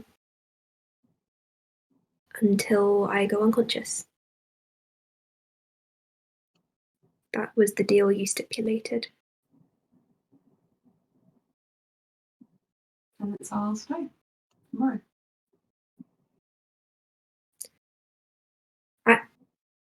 I want you to know that we were good, you and I. It was good. And I know that you, before we made you like this, I'd like to think that we had some really happy memories. And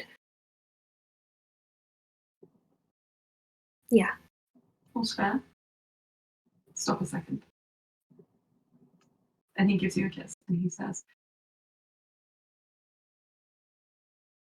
I don't want you to speak like we're never going to talk again. No, I believe that if things go wrong, we'll actually spend an eternity together anyway. He laughs. But yeah, you really were gung-ho about that. Or stare. You also don't have to talk as if all that happiness you're feeling all that happiness you're feeling didn't exist when I knew you. We had good memories. We did. Ones I remember very keenly. Yeah. But we had many, many more after that. I look forward to knowing them again. Just know that they come with everything else. I'll have everything else then. I'll take it all. I'm sure I can afford it. I don't... This might be my ignorance, but with memory... Maybe it is. Maybe you are ignorant. That was mean. I know. With memory charms, will you remember all of this too? I might look on it a little differently, but yes. Okay. I mean, no one in Melas is going to forget my amazing moves. No, I really don't think they will. But I do want to say this, if you'll remember. Go on. I promised you that I would go with you. and this is my last chance, and I give you, as Celia said, this is important, I give you my consent for that. I don't know what you mean, but okay. I hope it doesn't come to that. I hope Elijah doesn't unwind what we've done. Very astute, Anna. What did Anna say? Melas, forgetting things? It's more likely than you think. Not Loran. No one forgets Loran. No one forgets.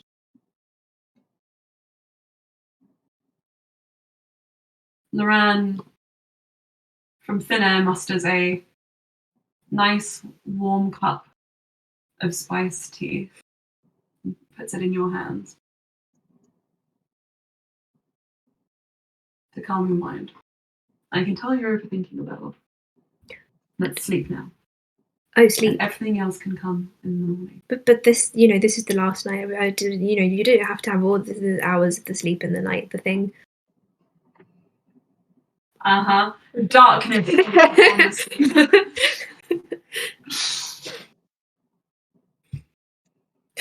And so, with that, everyone, we will leave the game here for next time, which we should decide the day of now.